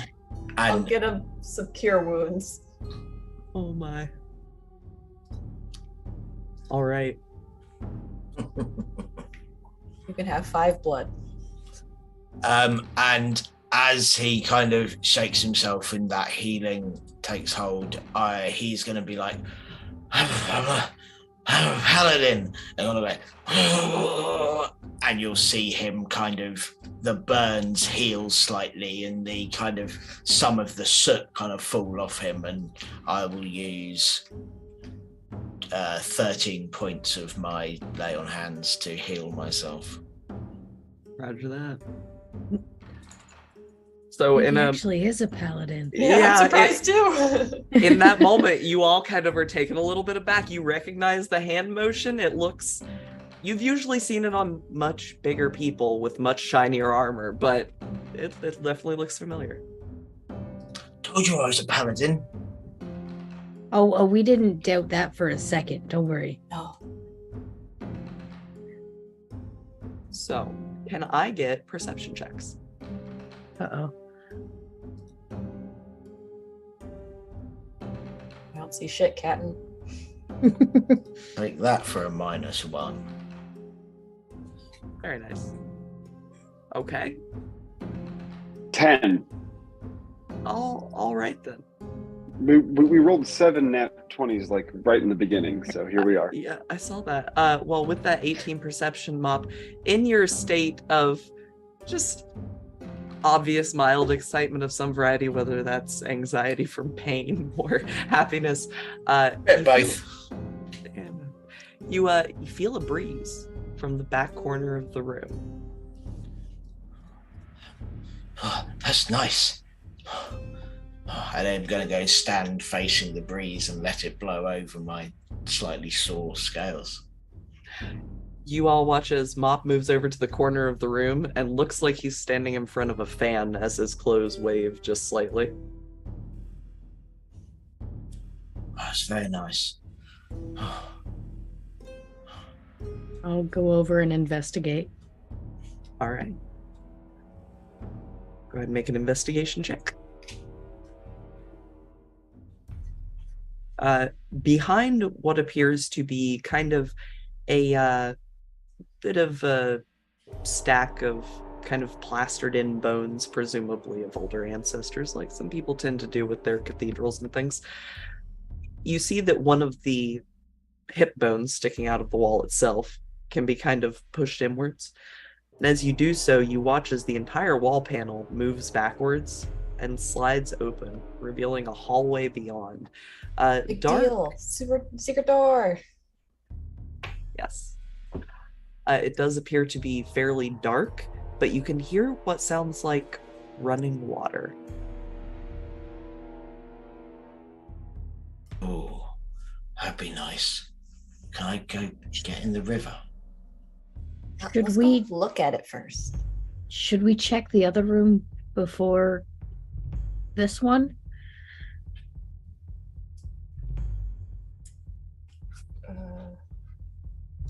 I mean, there's likely nothing. This seems like the fun room, but Oh, it wasn't very fun.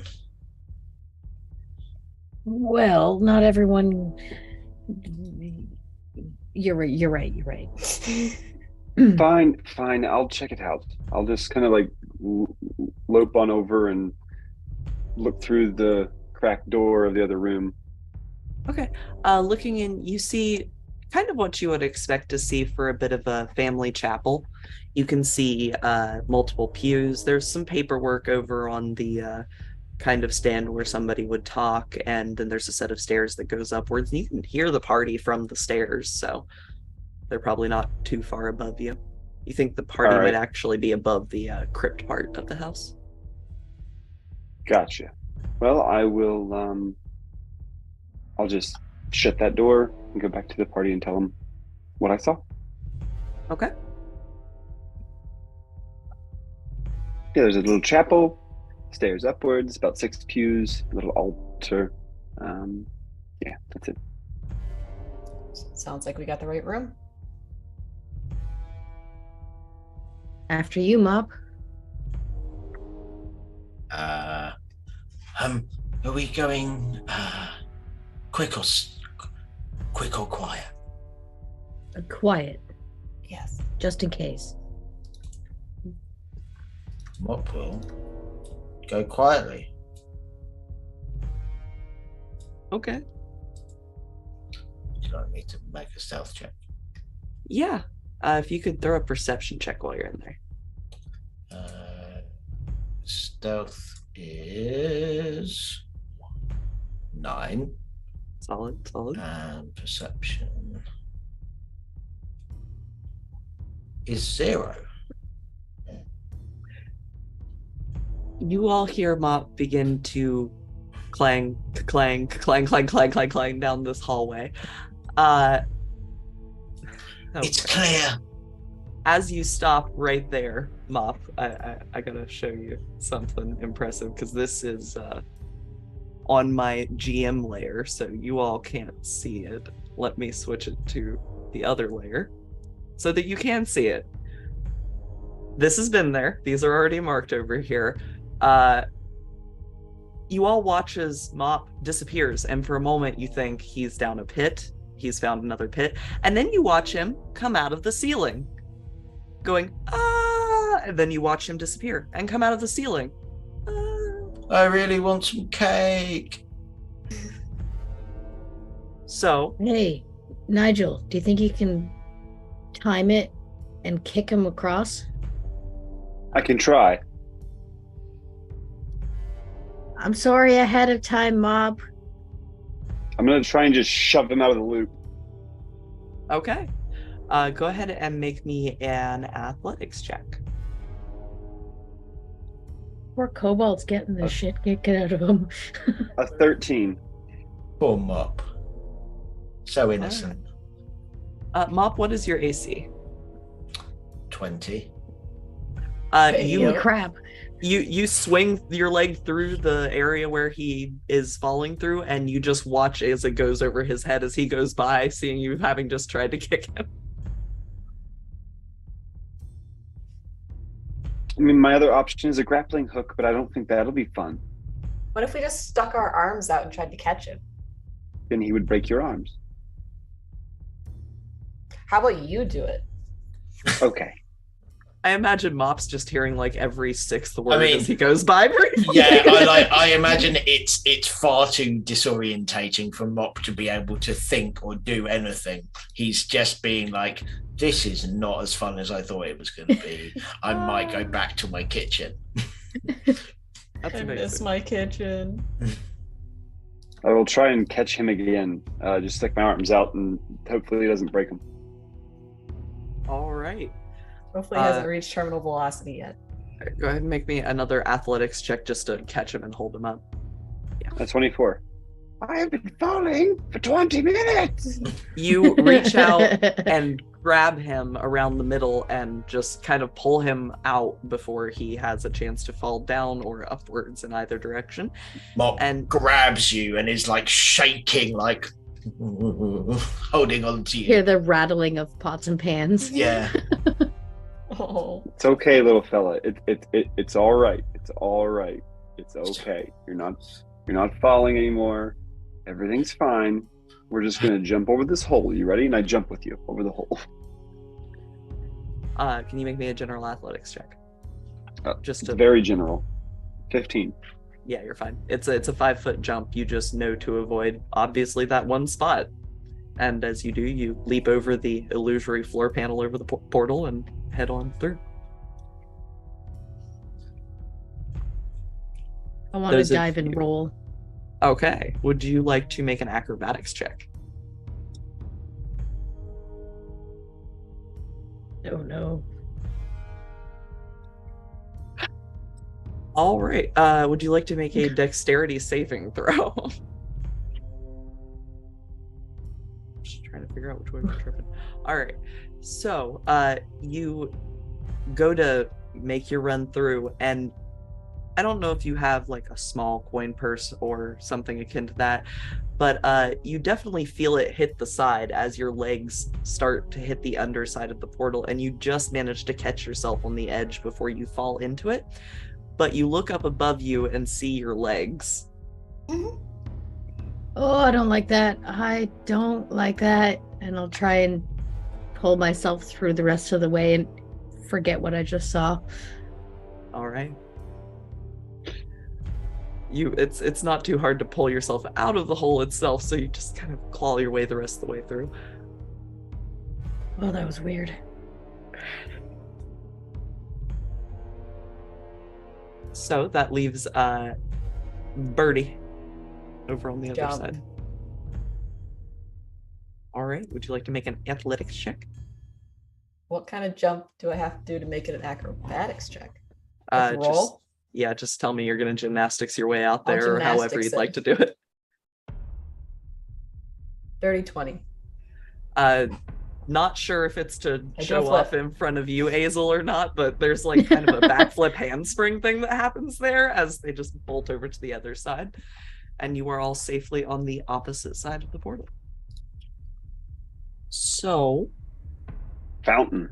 Yeah, as you all can see on the map, as you enter the room past the ever-flowing portal system that is seemingly set up behind you, you see what appears to be a large kind of flowing fountain situation. You can see that there's a large iron-banded door on the other side of the fountain, and across from that, there is another door. I'm going to do a perimeter check for traps. All right. May I aid them? Yes, absolutely. Unless you've removed him, Mop is still clinging to you. It's okay, little thing. It's gonna be all right. Now, in your storybook, is there a page in there where the paladin ever gets afraid? No. And why are you afraid? Aren't you a paladin? Yes. I think if you would believe in yourself, you'll be just fine. Here, I'm just gonna set you down. You're absolutely fine. Your armor's not damaged. It's a little bit sooty. Birdie, could you help with the soot on his armor? It might make him feel better. I'll prestidigitate it.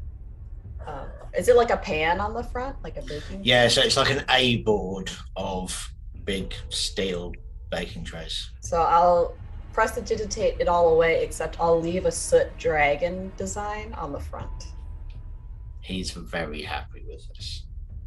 There you go. All cleaned up. Ready for our next adventure? Thank you. Wow, it's got a dragon on it.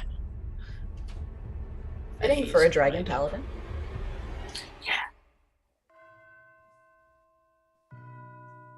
Hazel, as you're looking around with your 24 investigation, you see some very suspicious floor tiles that give you recollections of pits with maybe spikes at the bottom.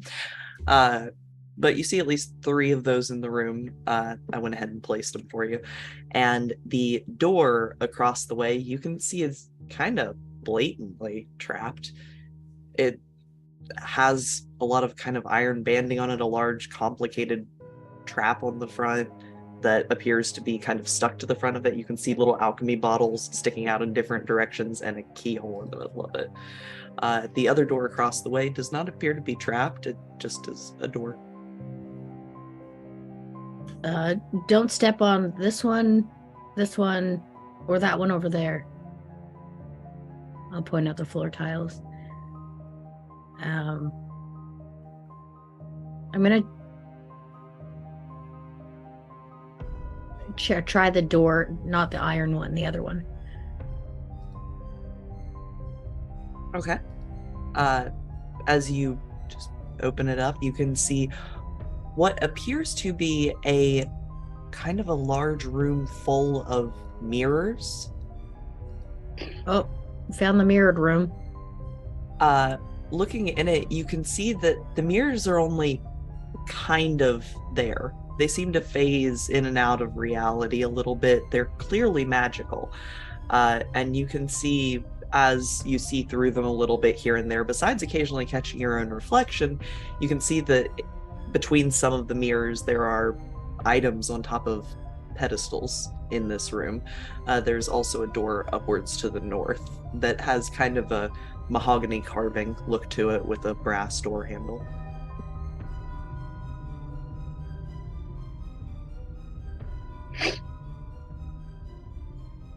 Should we enter the room of mirrors? Or did our contact say that we needed to go through the... Do we want to look Said to at be the other very- door, or are we just ditching the other door? Said to be very careful of the Hall of Mirrors. Apparently something impressive was in here, or several impressive things. Be very careful. He loves pranks, especially his Hall of Mirrors. Well, the iron door is definitely trapped. I could try disarming it, but it could be part of an elaborate key that we might find in the room of mirrors. For a prankster, that door is very obvious.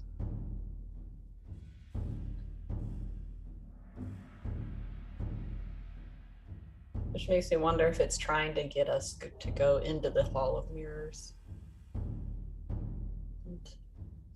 I'm going to avoid the nearest floor tile there and look in the fountain, see if there's anything in the bottom of it. Okay. Go ahead and make a perception check.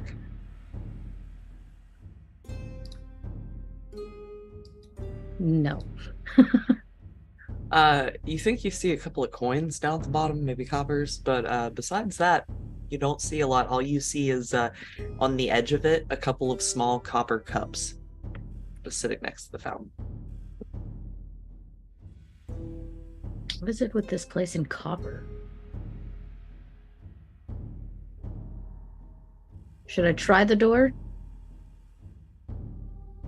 Not if you think it's going to kill you.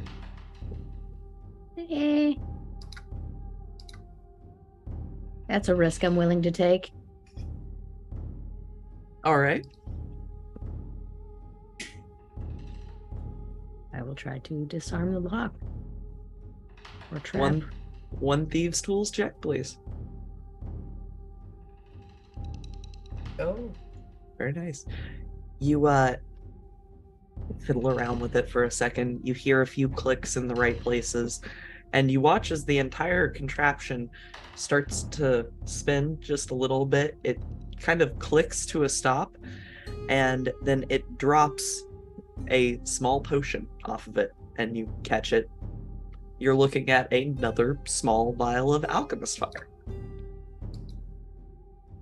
Bob kind of takes a step back.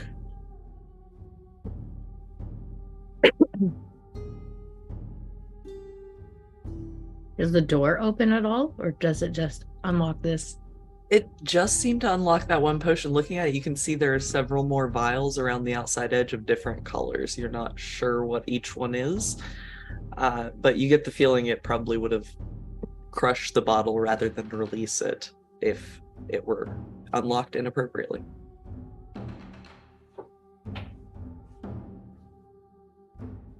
So is it a real door? It's a good question. Would you like to make an investigation check looking to see if it's a real door? Can I aid? Absolutely.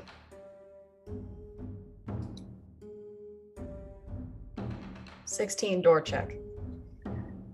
You don't see any sign that the hinges have ever been oiled in any way. You don't see any footprints leading in or out of it. And probably most convincingly, you don't hear anything or see anything underneath of the door. No light, no airflow. This guy must think he's real funny. I don't know if Especially those if, are fun. Especially if one of us would have caught that potion straight in the face. I kind of Shudders. want to throw it into the room of mirrors. Maybe we should save it and see if there's anything worth throwing it at. That is a good point. Though I'm all for just smashing all of the mirrors. I'm not really sure poses how mace. our. Go ahead. Bob just pulls his mace. He's ready. I'm all for smashing things, but how does magical energy work whenever it's destroyed? How does that work? Like if it were a magical mirror and I went in there and smashed it, what would happen? One way to find out. Mop? Now that I think about it, though, it could be a lot of noise that could get us a lot of attention. That's true. Bob is pausing on the doorway, waiting for a yay or nay. Just allow me to hurt myself first. How about that? Shoot ahead. Take a step to the side. Do you want this? And I hold up the... Is it a vial? No, it's a potion bottle. No, I don't. I'm trying not to step in a pit, so I'm gonna make sure that the floor is real first, just by like tapping it with my quarterstaff, like ahead of me. And then the floor piece appears to be real. Amazing. All right, I'm just gonna try and take in this room. What appears to be standout? I know there's the door. I know there are these items, but does it feel like there are in fact mirrors between me and all of these things? Well, as you step into the room, you're kind of surrounded by those mirror-esque things. How would you like to investigate whether or not you can go through them by sticking an arm through, by walking through one.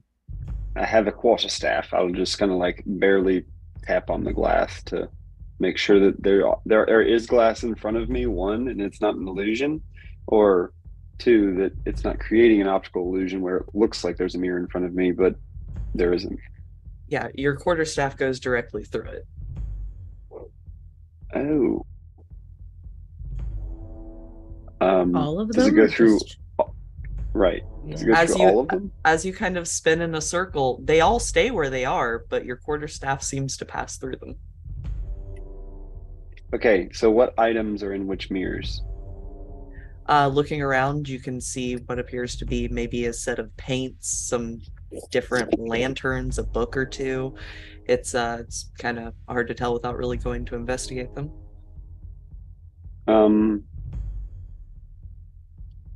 For now, I'm gonna go towards the door if I can. I need you to make me a wisdom saving throw. Why, of course you do.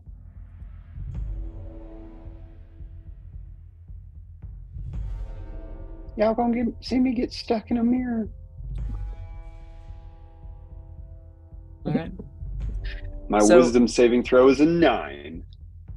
So you watch as a strange sort of thing occurs. You get to the last mirror before the door, and as you go to turn towards the door, you glance at the mirror, and you see your reflection of yourself standing the same way that you are, looking the same as you are, but they turn their head and look at you. They tilt their head, and then looking at your kind of hand outstretched towards the door, they go, "Well, you're not the brightest crayon in the bunch, are you?" You take 7 points of psychic damage as it viciously mocks you. Ow! It looks at you like this, does the "I see you" motion, and you watch as it walks away, disappearing through the mirrors, leaving your original reflection standing there, staring back at you.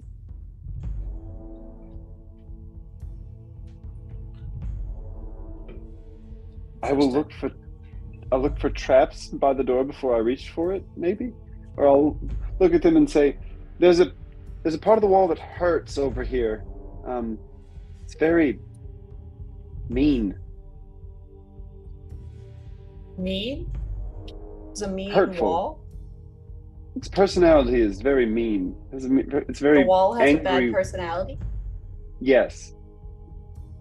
I got told I've got the personality of a brick wall. Is that good? I would have called you a belly button, but I think brick wall's an upgrade.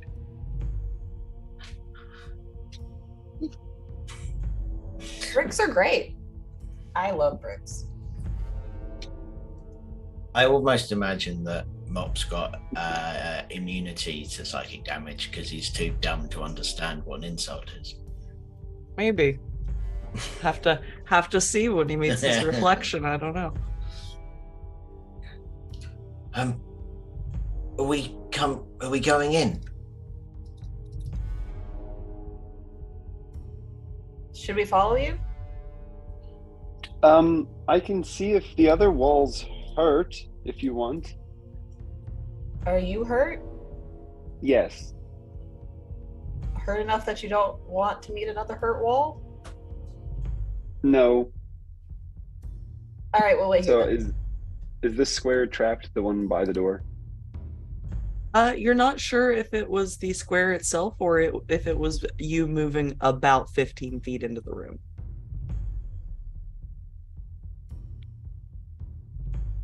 Ah. Well, seeing that, I will then move 10 feet downwards towards this item. Okay. You fairly easily make it to the item, kind of stepping through the mirrors, giving them side eye, but nothing seems to make eye contact with you except for your actual reflection. Looking down at the item, you're looking at this kind of brightly glue blowing stone on top of a pedestal. I kind of look back out at my friends.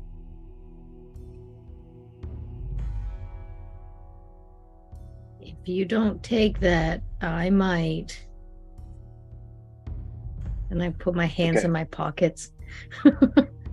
I'm gonna do a untrained look for traps, if that's cool. Just an investigation to see if anything just seems off. How about that? Sure. A 12. All right. Taking a look at it doesn't outwardly appear to be trapped, so far as you can tell. Cool. Take out one of the sacks, and I just kind of pluck the stone off the thing and throw it in the sack, and then I turn and just go 10 feet to my right if I'm allowed.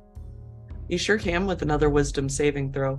And as you all are watching him, he picks up the stone, and the blue color of the glowing stone seems to spread up his skin. And you see that he is glowing like a lantern right now, the same color as the stone. You're all blue. Why are you blue? 21 wisdom save. He says you're blue. You give your reflection a quick look, and it is not the reflection that insulted you before, but you are glowing a bright blue.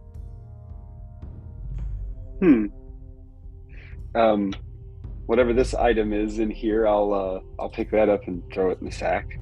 It's not the smiling goblet or the giggling goblet, right? That's not visibly within this room. Not that you see. You do pick up what appears to be a kind of a strange looking skeleton key, and nothing seems to happen when you pick it up, but you briefly hear a weird kind of voice from somewhere in the back of your head sigh, and then nothing. All right. Are we burgling everything? Go for it. Okay. I go 10 You said feet you were down bored. and just throw that in the sack. Okay. To all appearances, it's a small, very ornate vase. All right. And that means right here I would have to save again, right? Yes. Taking All right. all of my self-control to not say vase. Pause. I'm sorry. It's a vase. 13 wisdom save. Okay.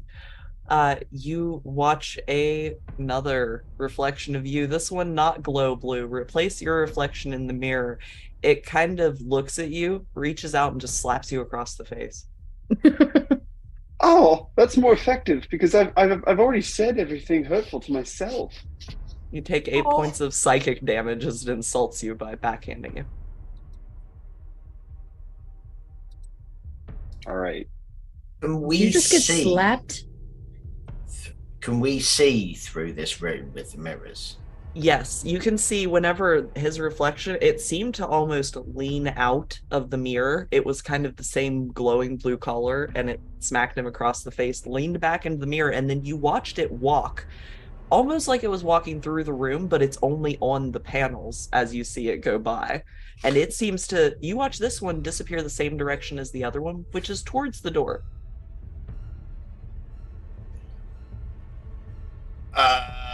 Mock is going to go and attack the enemy.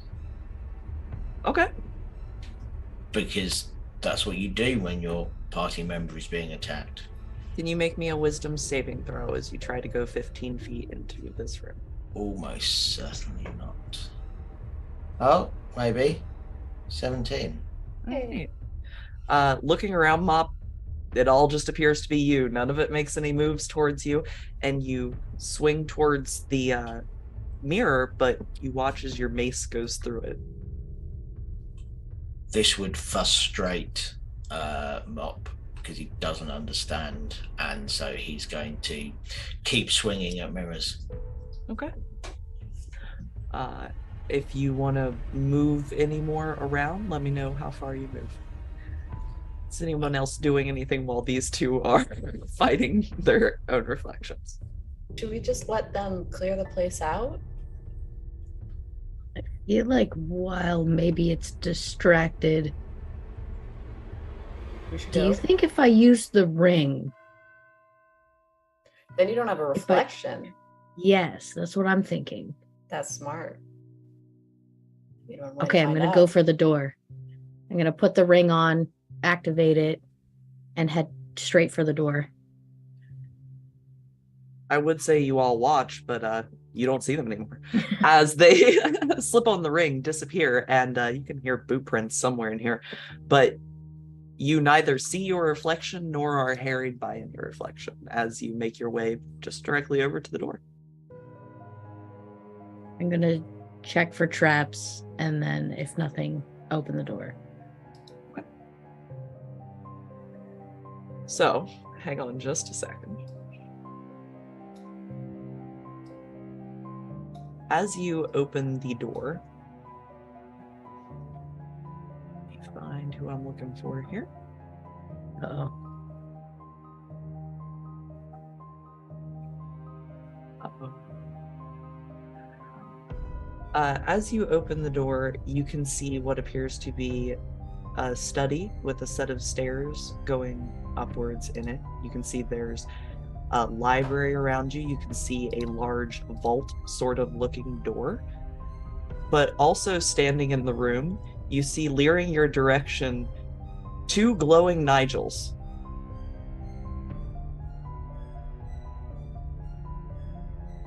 They don't appear to be interested in going towards the mirrors, so they look over towards the door as it opens. And as you're invisible, they just kind of look out towards the mirrored hallway and scooch behind some bookcases. I've probably moved in total about 15 feet. Would you like to make another wisdom saving throw?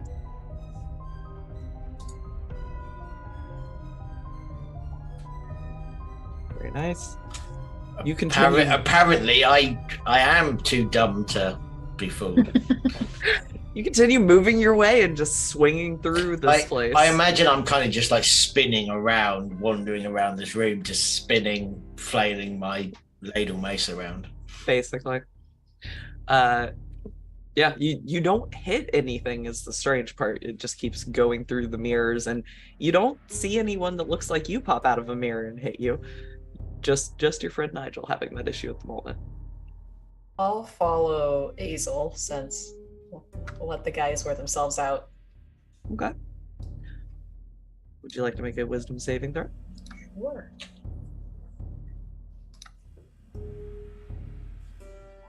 Five. Solid.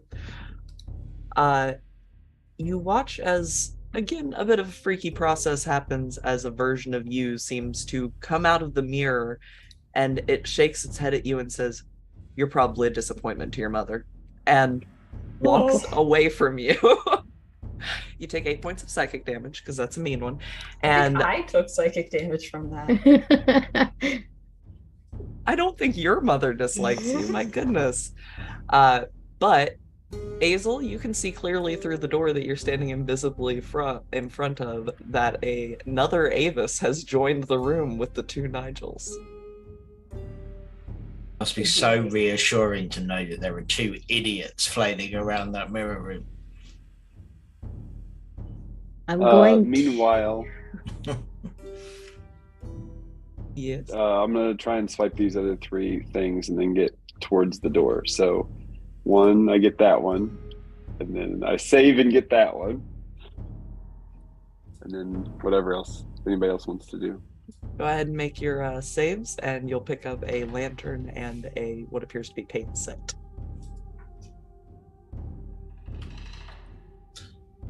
I'm just immune. 11. Oh my god. Alright. You take 5 points of psychic damage, Nigel. And you all at the door hear the footsteps as there are now 3 Nigels in the room and 1 birdie. And no mops. And no mops! None whatsoever.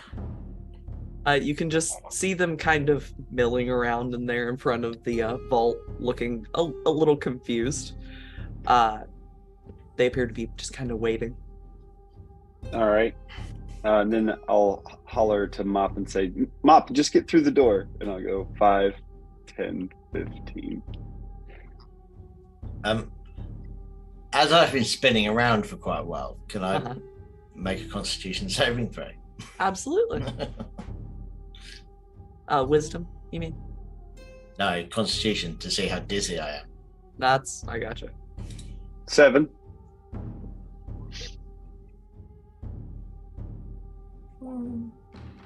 Another 5 points of psychic damage for you over there, and yet another Nigel. Oh boy. Oh, you said 5 more points of damage? I reckon with a 12, I can probably stumble my way more directly there. Yeah. So that's a wisdom saving throw. One singular. 15 feet. I'm immune. I'm gonna kind of sneakily hurry toward through like between the bookshelves, away from them, and try and get in behind. Okay. Before my thing runs out. Okay. Do you want to make a stealth check with advantage? Just to make sure you don't stomp your way through. Nice. Very nice. Yeah, you silently move your way to wherever you'd like to up in that room. Right to the vault. Okay. You are in behind all of the you can actually see some of them standing with your back to you. A bunch of Nigels, oddly, standing with their back to you. They're dressed the same as him, but they don't appear to have any weapons on them that you can see from where you're standing. Mop's gonna step through. Mop, as you look in the room, you see, as described, a bunch of Nigels, what appears to be one birdie, and as you step into the room, they all turn towards you and kind of not exactly raise fists, but look ready to as they stand in front of the vault. It looks like they are Fisticuffs, Queensbury rules, jolly good show. I have no idea why. Just a thing. I mean, he's going to ready himself for a fight. Okay. I'm gonna go up to my. Why is it moving? I'm gonna go up to my copy of myself and kind of like inspect it. Okay. Can I get some initiative rolls while you do that? I gotta move. What do you 20 need those for? through the door. Okay. Do you need another save? No, you're through now. What? I Okay. just Can need you an make me? initiative. Can you make me 5 by 5? I think I'm Oversized. bigger. I think I'm big too. Oh no, Mhm. everybody's giant. Why have you done this? a 6. Nigel is bleeding out of his nose and ears, by the way.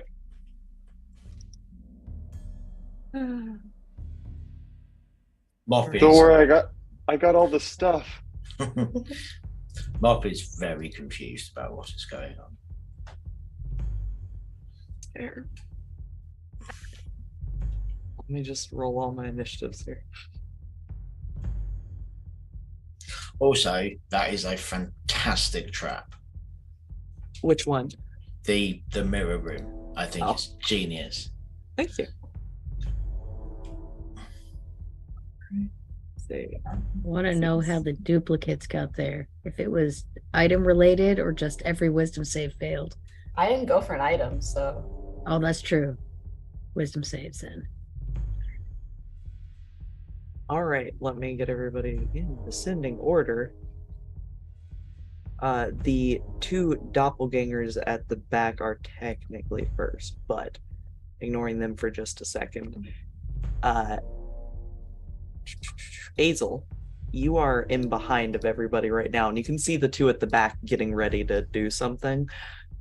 Probably violent by the looks of them. They seem to be kind of raising fists. You're not sure what exactly they intend to fight with. I'm just gonna try and go for the door and as quietly as possible try and unlock it. Or check. No, I'm just going for unlocking. Okay, well, you are still currently hidden, so you can go ahead and make a Thieves' Tools check while you're over there. Okay. You start to get to understand the lock, but it does not appear to open with an 18. You don't break off anything in it. You don't set off anything. You can just tell that it's going to require a little more, just a touch more work. Sounds good. All right. Did you have inspiration? No. And it only lasts Oh. 10 minutes. I think it's. Yeah, I had bardic Okay. inspiration, but it's been over 10 minutes, I think. I've got more. I can give more. I've just got to get past my knee first. Well, as you're looking towards your me, one of the Nigels steps forward next to you. And let me pull up my character sheet for this.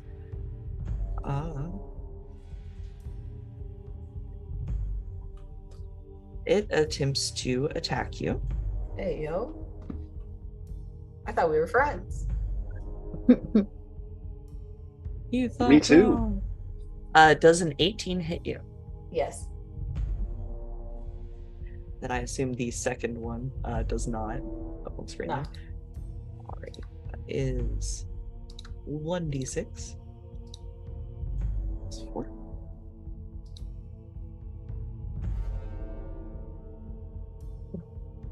I did not mean to roll 66s, so we'll just go with the first one. So that'll be 6 points of damage total as it reaches out and just slams its hands into you like sort of a punching motion, shoving you against the bookshelf over there.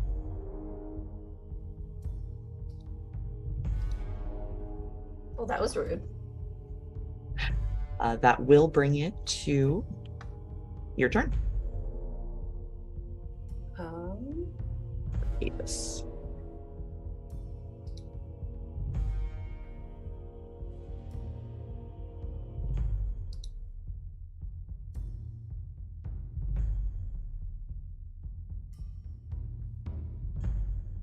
I will cast Dissonant Whispers on it.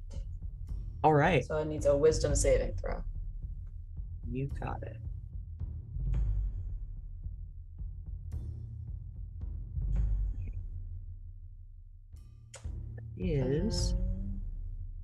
Is it already out of your range? 13. Wisdom. Okay, that is a 14 total. Okay, so it'll only take half damage. He'll save, but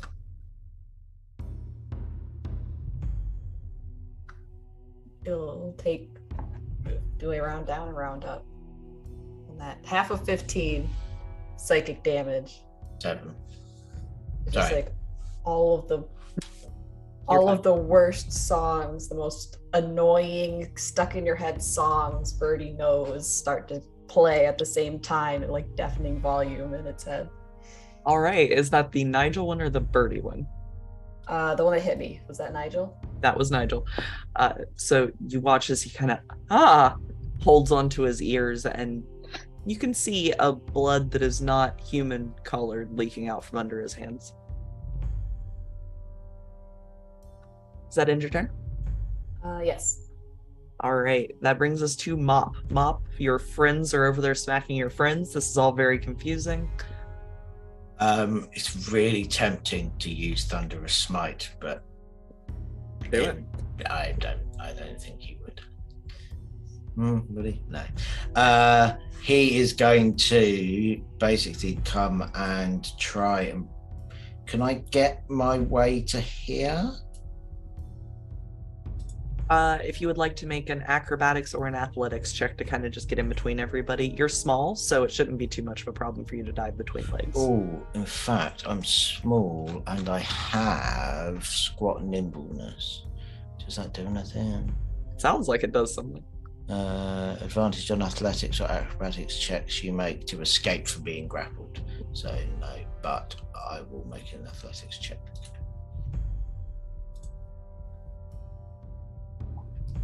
21.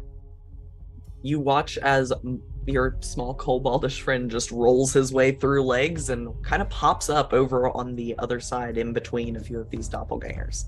I am then going to use my draconic cry, which in Mop's head is him roaring like a dragon. To everyone else, it's quite pathetic. Oh. But it does mean that until the start of my next turn, me and my allies have advantage on attack rolls against all of the enemies within 10 feet of me. Okay. That is a bonus action. I'm then going to use my mace to hit the one that is fighting Birdie. All right. Go ahead and roll to hit. That's a 13. It just misses. That's fine. Okay. And that is his go. All right, you swing your mace threateningly and tell it to leave Birdie alone. As you say this, ironically enough, it is Birdie the doppelganger's turn. And they are going to make 2 melee attacks. That is a 18 for both. Does that hit you, Birdie? Yes. That is...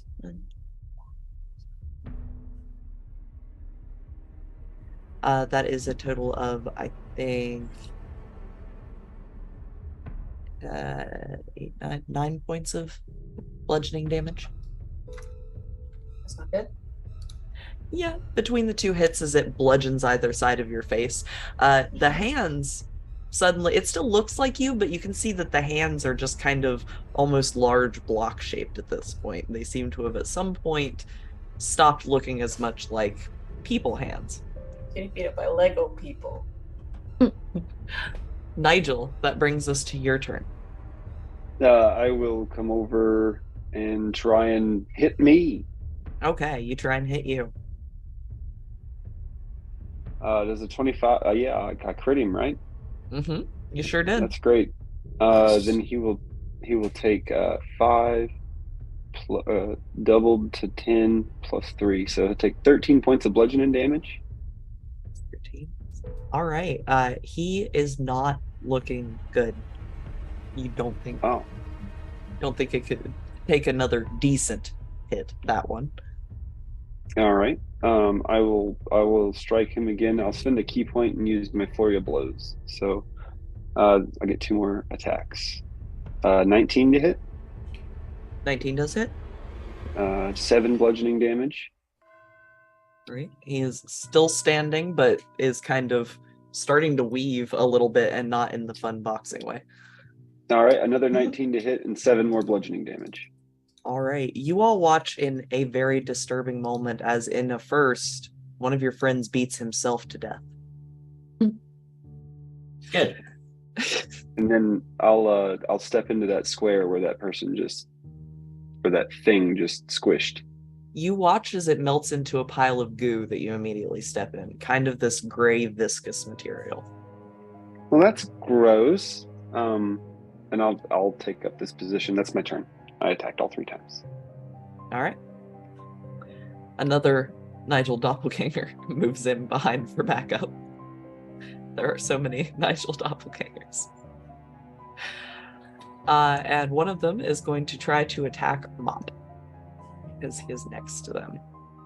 Mop, that is a 14 to hit you and a 20 to hit you. The 20 hits. And that is a 7 points of damage. As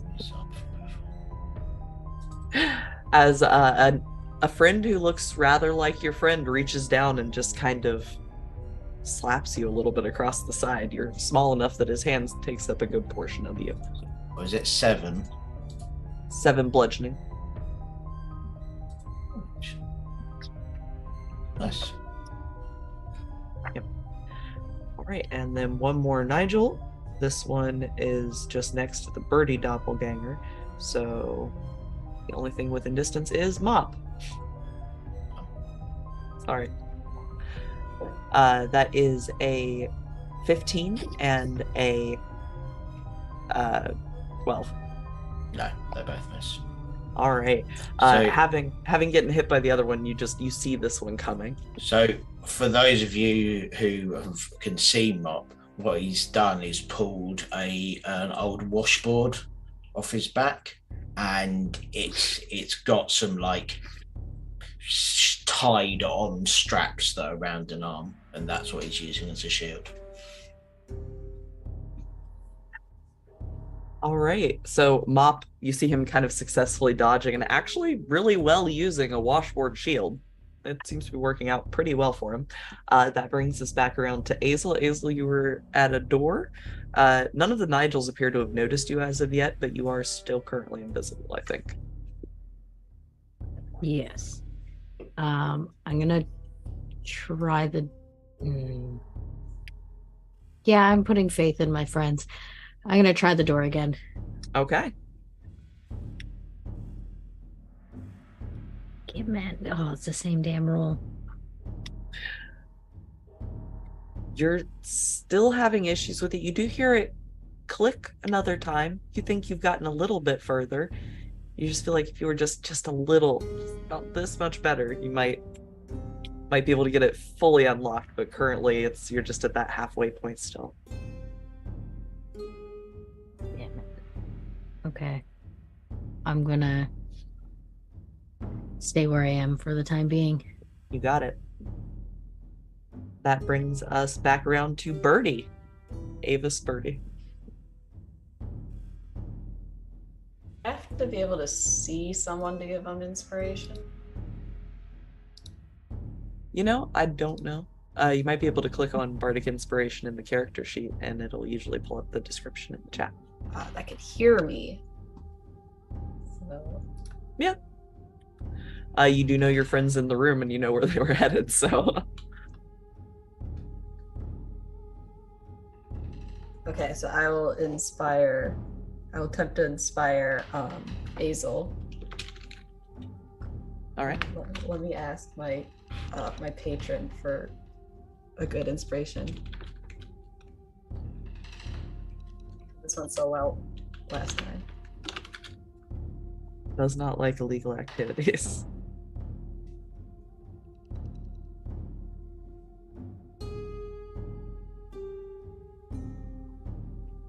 Oh my god, it's so long. I'm just gonna say, you got this! Perfect. You hear the voice of encouragement behind you. Did a D6? Yes. Awesome. And I think that's my action. Oh, it's a bonus action. Bonus action, yeah. So I can... Bards are amazing. I love Bards are amazing. I love a bard. my favorite class. Good ones.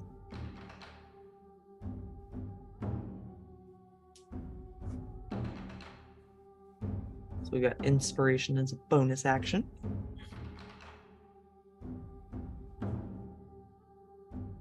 I'll just hit my double with a good old Eldritch Blast. Got it. Close range Eldritch Blast. Does an 8 hit? Unfortunately, it does not. Alright. Can you go ahead and roll me a D100 since you are in a fairly small confined space, though? I think they have advantage to attack that target. You should roll with advantage first, though. Because you're within 5 feet, unless you have a reason, you roll with disadvantage. Because it's a ranged attack. So it would be a normal one. All right. But yes, everyone until the start of my next turn should have advantage. I forgot about that. Okay. Mild confusion. All right. 91, D100. 91. Okay. Can you go ahead and roll me damage on that?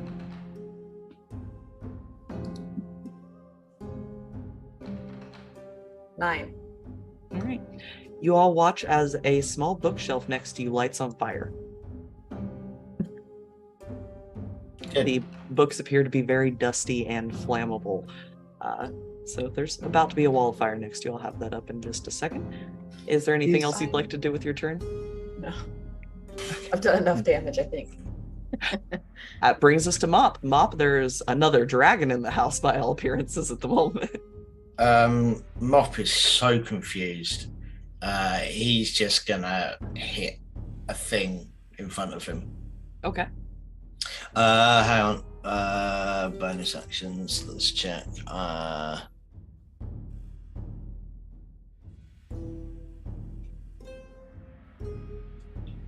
He is going to. Oh, I think he's probably panicking. He is going to cast Thunderous Smite. All right. So that is that. And then he is going to try and hit the same one he attacked before. That's this one, I believe. Is it? No. I do believe the one that you attacked before, maybe, already got taken down. The rest of them are still right. Okay. In which case, it will attack the one above him. Okay. Go right ahead.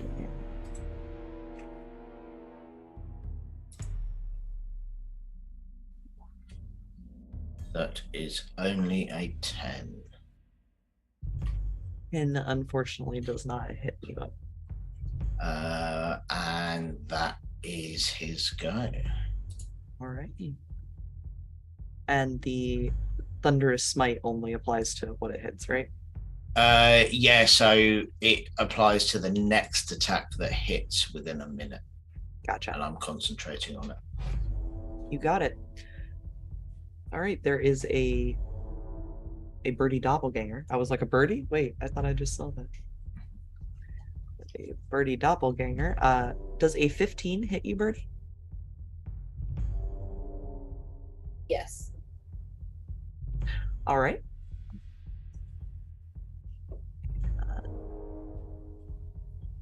I assume a 16 would as well. Brings you to a total of 10 points of damage. Birdie is down. You watch as Birdie clocks Birdie in the face, and Birdie takes a floor nap. So the disguise self would drop as well. So I look normal now. Normal and almost dead. Going well. Yeah, yeah. Nigel? No, not Birdie. Wow. Thanks, pal. Birdie, But Birdie, you shouldn't kill yourself. I will step over their body to protect them, and then I will engage them. All right. Their copy thereof with my unhanded a 24 to hit for 5 bludgeoning damage. You got it. And I will use my bonus action to I'll use another key point to attack 2 more times. A 9 and a 20. Well, the 20 definitely hits. 6 more bludgeoning damage to Birdie's doppelganger. All right. You have damaged up the doppelganger. Is there anything else you would like to do on your turn? That's something I really can do. Okay. You watch as the back Nigel doppelganger moves around to where the fire is. He passes right by where you are, Hazel. Just doesn't seem to. I'm just gonna up against the wall as he. But he runs over to the Wait, fire. can I get an opportunity attack? You can absolutely take one if you'd like to. With advantage, because I'm still invisible? Yeah. He definitely doesn't know you're there. 17 definitely hit. Do I get my sneak attack? Absolutely, you're invisible. He definitely didn't see that coming. He didn't think he was going to get stabbed by the vault door. As you go by. Kidney. It's funny because we all think we're going to get stabbed by the vault door. 17 hits. Oops.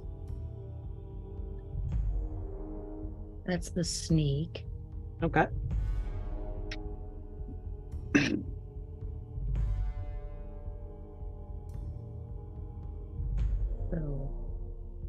10 damage. Okay. 10 points of damage. Does You that drop the invisibility? No, it's a ring. Yeah, it's a ring. So Nice. yeah, he feels it and he looks the direction of where you are, but you see him hold his side and go, and just start moving towards the bookshelf, and you can see he seems to kind of trying to be put out. What a homie. Might just be concerned with something burning down. The one over near Mop will reach out and attempt to hit Mop. I don't think it's going to succeed with a 16 and a 9. Mop is just dodging hits left and right. There's a lot of clanging. All right. And let's see here. The other one, also within reach of Mop. Do a 25 and a 24 hit? They do. Okay. That is 10 points of damage to you, as it seems to kind of punch downwards your direction.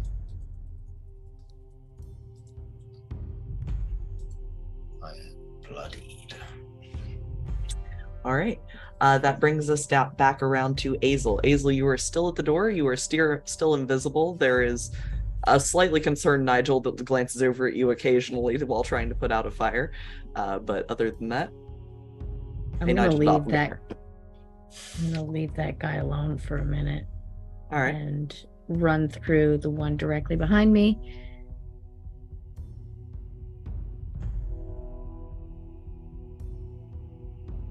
Woof.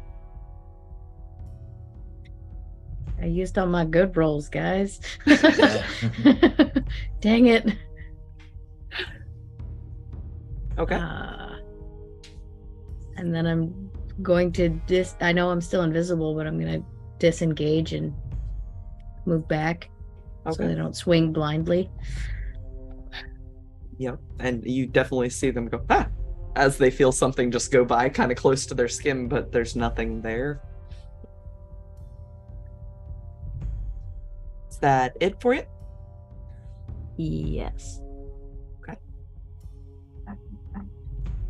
All right, Avis, it becomes your turn, and you see the one that had been trying to put out the fire. You watch as one of its hands seems to catch, and then the rest of its body catches, like dry kindling. It's not my problem. I'm unconscious. Okay. Would you like to make a Death? Yeah. I mean, I don't want to, but I'll do it. I was trying to get the words out, and I was simultaneously like, I don't want to say that. Does a 10 pass? It's just straight 10? Yeah. Yeah? Okay. Yeah. You are Yes. still actively breathing at this moment. Nice. Love it when I do that. All right. Mop, that comes back around to you. One of your friends is on the ground. There's a few doppelgangers. There's one doppelganger on fire. So Mop's never had a friend before, and having seen one fall to the ground, he's going to let out another roar of frustration and anger. So all of the enemies within 10 feet, you all have advantage to hit them until the start of my next go.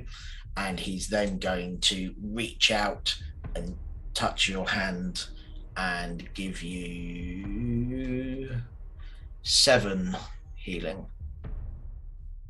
with lay on hands. And that is his go.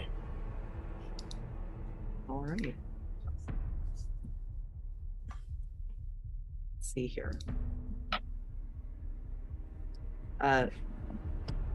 Birdie, as you look up from your prone position, you see that the doppelganger that does look a lot like you hears the sound of the other one catching on fire, and as they turn to look in that direction and move towards them, you have an attack of opportunity. It is from the ground, but it should be straight because you have advantage from him, disadvantage from being prone.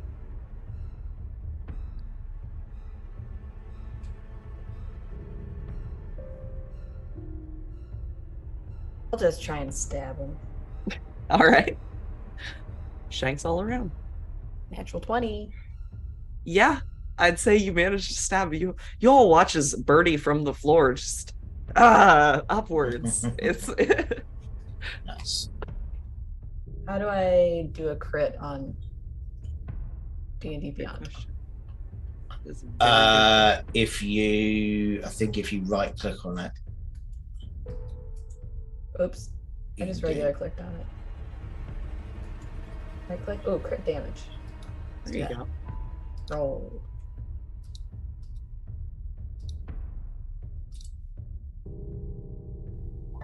Six. All right. 6 points of damage.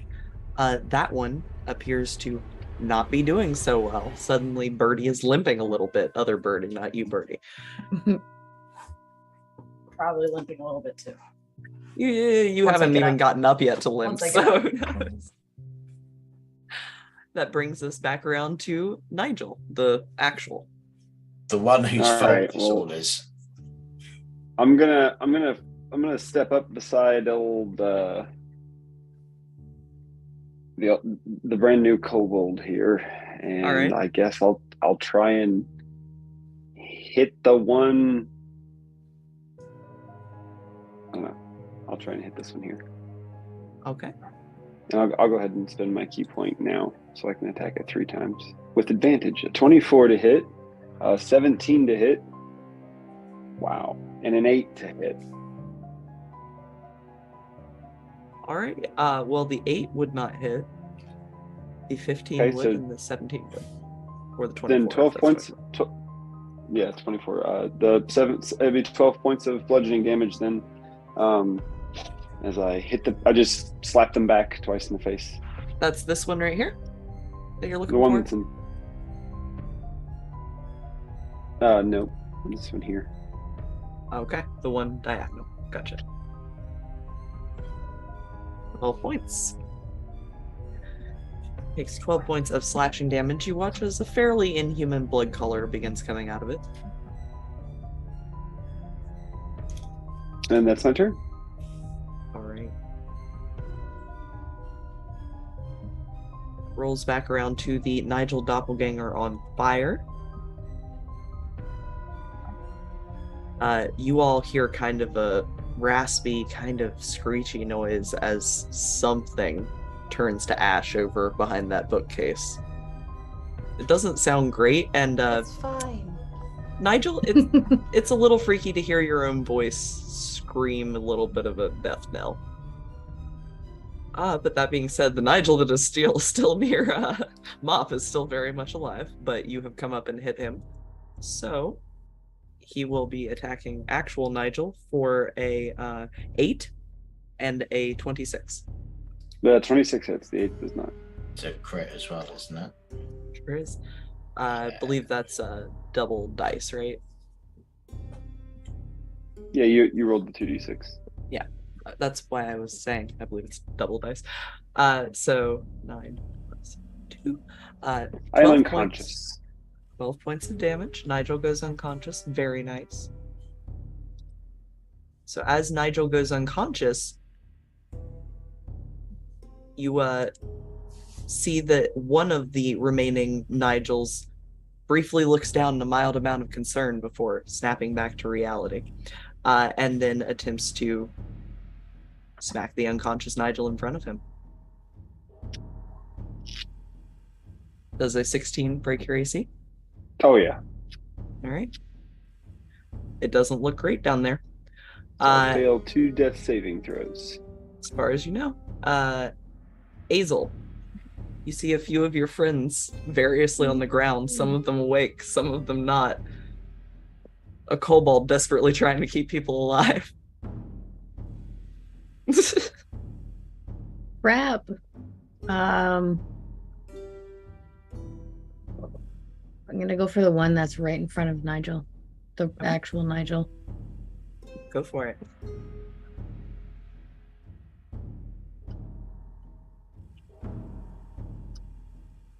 $18 definitely hits. I'm also going I'm going to use my sneak attack, but I'm also going to use this Whales from the Grave. All so right. after I deal my sneak attack damage, one target within 30 feet takes half of that, rounded up, of Okay. necrotic damage. All right. And then this is my rapier damage. Beautiful. All right. Is there any particular way you'd like to skewer this Nigel? Oh, straight through the back of the spine. All right. The unconscious actual Nigel in front of you, though he can't look appreciative, definitely looks a little bit better for not having an overing Nigel standing over him. It begins to melt around your rapier, and you're still standing there with your rapier out when it has sloughed down to the floor and become a puddle. From this space of emptiness, just ew. All right. Does that end your turn? Yes. The one that I wanted to skip to is the other Nigel. Okay. Which? If you So can highlight. half of how do you do that? If you just press down with your mouse button and hold it, it'll send out a little like boop. That one for half of my sneak damage. Got it. Right, which is a total of 5, so 3. Yes. All right, Of that guy. necrotic. I don't know if that makes a difference, but hopefully. It might could. He does not look good over there. Actively bleeding some kind of purplish now that you're looking at it in this light blood. So he gets your half damage, staggering about. Anything else? No, that is it. All right. Avis, we are back around to you. You are still on the floor, but Nigel has joined you on the floor, but he doesn't seem to be breathing as much as you are. Before I get up, I will put a 2nd level Cure Wounds into him. Just grab him by the boot. Yeah, for 17 blood. And then I'll get up. And then I think that's all I can do. Use your half movement and then your Cure Wounds. Is Cure Wounds an action to cast or a bonus action?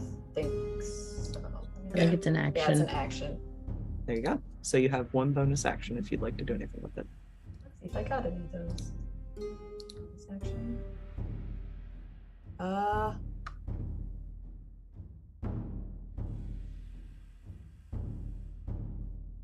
I'll use my. Well, actually, we're almost done. We're fine. I'll just wait. I think everything's under control. Okay. Famous last words. Moff is going to try and he's going to move here. Okay. And then he's going to try and attack this guy. Really hope that he hits, because everything he wants to do is dependent on this hit. Bugger. Is that like the 3rd one in a row? I think so, yeah. Oh no. The mace swings just past the stomach of this theoretical Nigel. So much stuff that procs on a hit. And I haven't hit 3 times in a row. In which case I am then going to use my bonus action. Do I? Was your roar at the end of your turn or at the start of it? Start. Damn. Yeah. I am going to cast. Am I going to drop my Thunderous Smite? Yes, he's going to cast Shield of Faith on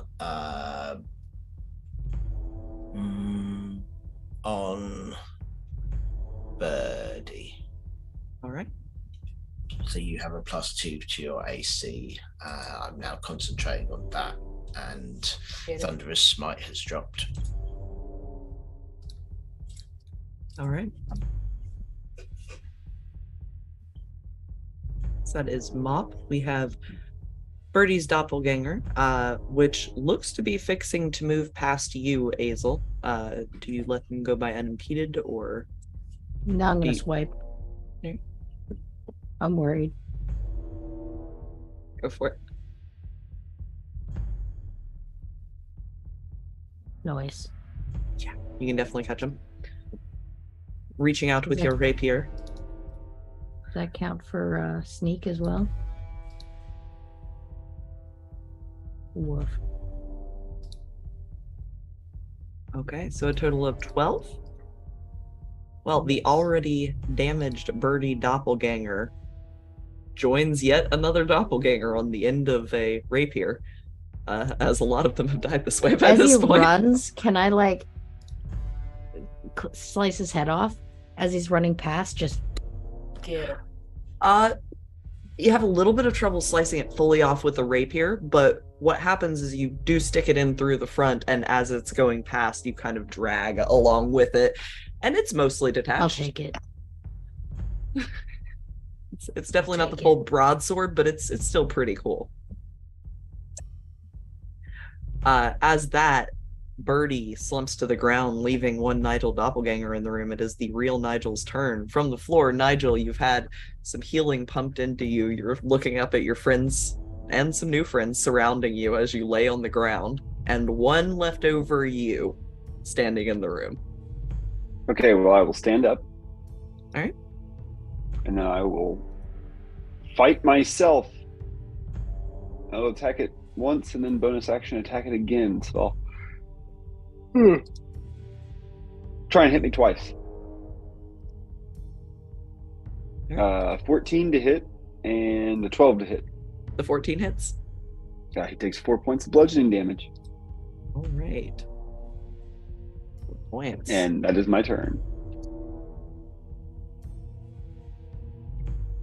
All right. Well, he doesn't look great from where he is, but he is still alive. Let's see here. Mop, looking down at you, he thinks you're kind of the easiest thing to get through here and maybe make a hole to get out through. So he'll throw a couple of attacks at you. That is a 12 and a 19. Neither of them hit. You watch as he looks like he's going to try to run through you towards the door, like after taking a couple of slashes, and then you don't move anywhere. Just stalwart standing in front of him. And just a shield up or a washboard up. Yes, looking horrified at being stopped by a washboard over there, standing in front of you. Azel, it becomes your turn as you watch a now trapped Nigel doppelganger kind of back and forth. Yeah, I'm gonna slice him in the ribs. All right. So we aim for the rack of ribs section. 22 will do. And oof. Very nice. With that, you all watch as you don't watch. They're invisible. You watch as blood has started spurting out of some of these things from over near the vault door. You can't quite place why, but there's a lot of spurting happening over there. And then you watch as the last doppelganger, just some of their ribs open up, purple blood spills downwards, and there's a brief moment where this one slowly turns into kind of a gray-skinned humanoid before melting away into the floorboards. The room goes quiet except for the crackling fire next to you of the bookshelf, which has now spread to 2 other bookshelves, FYI. Fine. I'll take my water skin and try and go put that out. Okay. You find that you can put out 1 bookshelf with it, but there are now 3 on fire. What? Over near the vault. Here, take mine. And I'll toss my water skin onto the floor. It appears. And then I say, if you all don't help at once, then I'm going to put one of these bookshelves out and 3 more are going to catch on fire. So all of us I will help put the fire out. I will help solve the problem that I caused. Mop It's just weird. You hit it with force damage and it caught on fire. Yeah, I don't know how that worked, but it's pretty cool, right? Yes. Mop just pulls a cup from his belt and holds it out. I'll fill it up with my water skin. Mop didn't bring a water skin. You all managed to put out the fairly blackened books and things, and those of you with arcane knowledge, if you would like to make an arcana check, it seems like there might be a reason that this thing set on fire.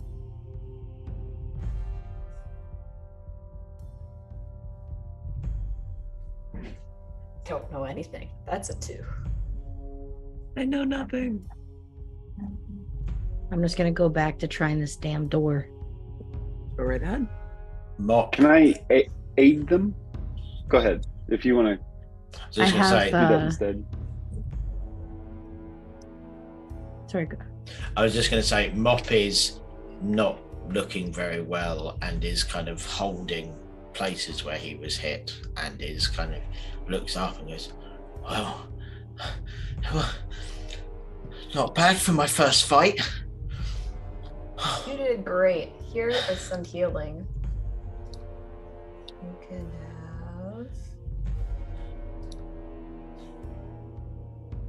14 hit points back. So pat him on the head. It heals. Thank you.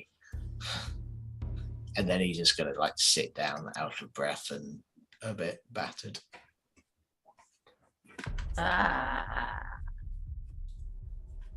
If anyone else has thieves' tools or proficiency therein, you could assist if you would like to. Did you use your inspiration already? I just did. Oh. Oh, I said I was aiding you in the door. Oh. I didn't Remember. hear that. Woo, Nice. 12. Sweet. When you get my crowbar out, I'm going to try and pop it off the door off the frame. Hey, Okay. Nigel, didn't you find? And I'm gonna Skeleton turn key? turn off my The skeleton invisibility. key, So yeah, it sighed at me. I don't think it wants to be used. Can the skeleton key open this door? Is there a skeleton motif on the door? The motif doesn't exactly match, but it looks like the key could potentially fit where there's a keyhole in the door. It's probably not this key, and I just shove it in. You watch as that key almost seems to melt as it takes the shape of the lock itself and seems to suddenly perfectly fit it. You watch as some of the excess kind of oozes out around the outside. Feels like that was a What the waste. hell? You Sure, the other unlock stuff it. you stole is great too. After you unlock it, it shrinks back into kind of this iron key. You're not exactly sure how it works or if it'll work again, but it seems to have unlocked your vault. Neat. I immediately open the door and go in.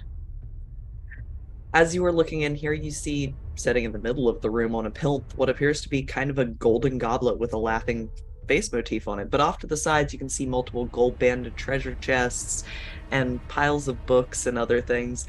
And from upstairs, you can just hear someone saying, "Where is the food?" Hey, anyone want to use the crackers we got? Well, I don't. I don't Yeah. remember. Well, we're Sure. supposed to use that. We're supposed to use that when we get the thing and need to get out, right? I thought that was if we ran into an issue. Do we want to see if we can sneak out before they try and break into the kitchen, or should we just go for it? Full send it. We do Grab have a dash. 2 sets of stairs that we can sneak out from. Not just the hatch. There is a set of stairs in this room as well. You're pretty sure it would lead upstairs to a room that was locked opposite the ballroom whenever you first came in. Well, they said that the goblet's going to make whoever picks it up laugh. So we do need a sound distraction. So yes, we should probably start the sound distraction now. You're absolutely right. Do you want to investigate these chests before taking the goblet? And Azel just has like a twinkle in their eye. I think you've earned it. Go ahead and take a look. A souvenir from Investigation this check if you'd like. And I will Heck aid yeah. you. We'll go over it with a fine-tooth comb. Yeah. Are they mimics? Mm-hmm. Yes, 100%. Don't be Damn it. Neither of them appear to be mimics. Neither of them also appear to be trapped.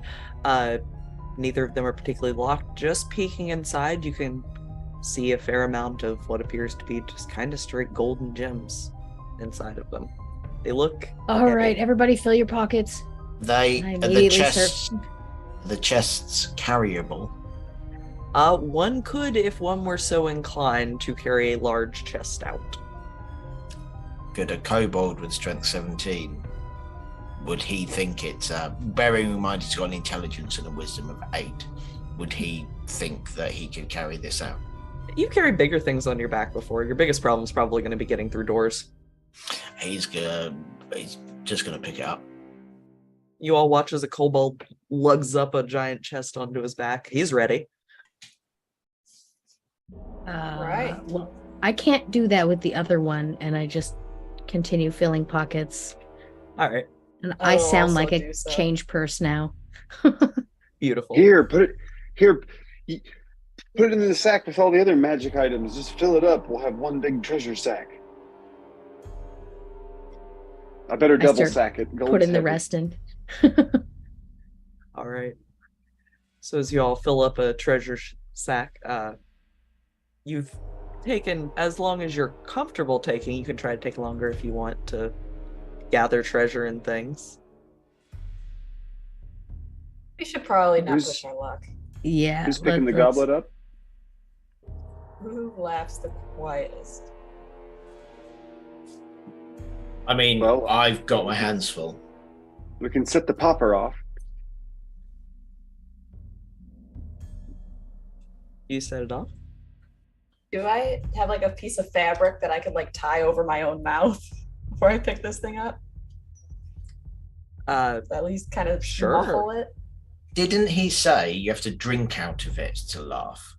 I Rather don't remember. That's the problem. Don't He, think what just- he said specifically was if you drink out of it, it makes you laugh. But he did Oh. say once you have the goblet, you will have issues leaving quietly. He didn't specify why. Well, just Well, in let's case. set off that cracker. Pulling it? Yes. Yes. Do it. Okay. As you do that, you hear kind of a little bit of a strange sound up above as there's suddenly a lot of scurrying noises, like somebody's just spreading out across the way. And then you start hearing screaming.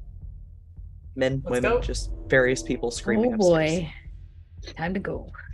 Who's grabbing the goblet? I grab it. All right, I'm right behind you. So I'm just gonna. I'm gonna make go sure up you get out ahead. with the goblet. All right. I will mark that in the time thing. Apologies. You do Food's hear important. food is important, especially today. But you do hear a fair amount of screaming and scrabbling up the stairs. Which direction are you headed upstairs? Would you like to take the stairs near you? Pantry? I say the ones nearest to us. I'm gonna ready a smoke stick. Just kind All of right. get one out of my inventory, and then I'll also grab a bag of 10,000 ball bearing or 1,000 ball bearings, and I'll have that in the other hand. Okay. Mop is following whoever is closest to him. I've I'll got be up goblet. front. All right. Let's go. From the goblet, you start hearing this kind of tittering noise. You can feel it kind of vibrating a little bit in your hand. The goblet itself appears to have a mild giggle whenever somebody's holding it. So you're just occasionally hearing this kind of strange, creepy from your hand as you start moving up the stairs. Thanks, I hate it. As you move up the stairs, the first one of you to open up the hatch sees what appears to be a set of claws hanging down over the hatch, and you realize you are underneath of a bearskin rug in a rather well laid out study. You can see there are candles and kind of really lush furnishings, a large kind of oaken double door also in the room, a few desks, other things. Do I see anything? Any people? There is a window. It is fairly small, but it is over there next to that bureau. In this room, you don't see any people. You get the feeling this is probably a private study that wasn't really meant to be for the party, and you recall seeing an armed guard standing outside of a locked door. So you don't think there's meant to be anyone in here. There is a window, and I'm going to throw up in the hatch, help everyone out, and then go to the window. All right. He's following into the room. The window itself does have a lock on it, but it's from the inside, so you just flip the latch. It's not as complicated of a procedure as it would have been from the outside, but you are able to get it open. It only opens up about 2 or 3 feet wide, so you get the feeling the chest might take a couple of minutes between 2 people to lug out. I mean, I'll help. Mop is happy to do that maneuvering. All right. So as you all slowly squeeze your way out of a window, you can still hear people kind of running on the other side, various screaming. You see underneath the door across the way that is locked, what appears to be a large rat squeezes underneath the door briefly, looks around at you all, and then squeezes its way out backwards, and you hear another scream as it exits. So as you all crawl your way out of the window, Mop heading outwards and pulling a large chest with, I assume, Nigel coming behind, holding the chest, helping to get it through. And then we're doing the weird run where we run sideways, holding something heavy across the glen. Really awkward. Before I head out the window, I want to replace the trapdoor and the rug to make it look like we weren't there. Okay. Smart. You just kind of lay back down the rug, smooth it out so that you can't see that the trapdoor was open, and you can shut the window behind you pretty easily. If you want to make a thieves' tool check, you can actually relock the latch behind you. Yes. Make it real mysterious. I don't know if that succeeds, but mysterious enough. It seems to be latch-ish. There's also dragon scrape marks across the floor where we drug the trunk out. So the chest. It's like, yes, I relocked the window. Look at this window frame. Looks like it's been chewed on. Yeah, like Mop is not graceful or delicate, or understands the fact that we might need to hide the fact that how we escaped. It's just, this is his first adventure. He had his first fight. He healed people. He did some damage, and then he got a massive treasure chest. It's a good day for Bob. Yeah. I say we don't run to the front of the house. Maybe let's go across the. What is the landscape around? Is it like forested-ish? It's a little bit of a gated community, so everywhere has kind of a back garden. There's kind of an alleyway, but in the classy sort of white picket fence behind all the houses in between them. You feel like you could probably head out that alleyway without too much trouble. You do see a large amount of guests streaming out of the front of the house. Let's go that way. And I point to the alley. Right. Can I get a group stealth check to make your way through this section of town? I'm really good at them.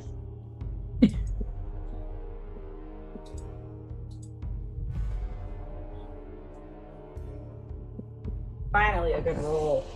To be fair, I rolled with disadvantage and got 16. Yeah, while carrying a giant chest. You all make your way down this alleyway, and you can hear things happening out in front of the houses. There is obviously some sort of scandal or situation happening. less than a house away from you, but you all are in the alley where nobody's paying attention because all the drama's up front. You make your way down the alleyway and out of the richer part of town and over to the squid, which appears to be as squinting and slightly missing tentacles as you left it.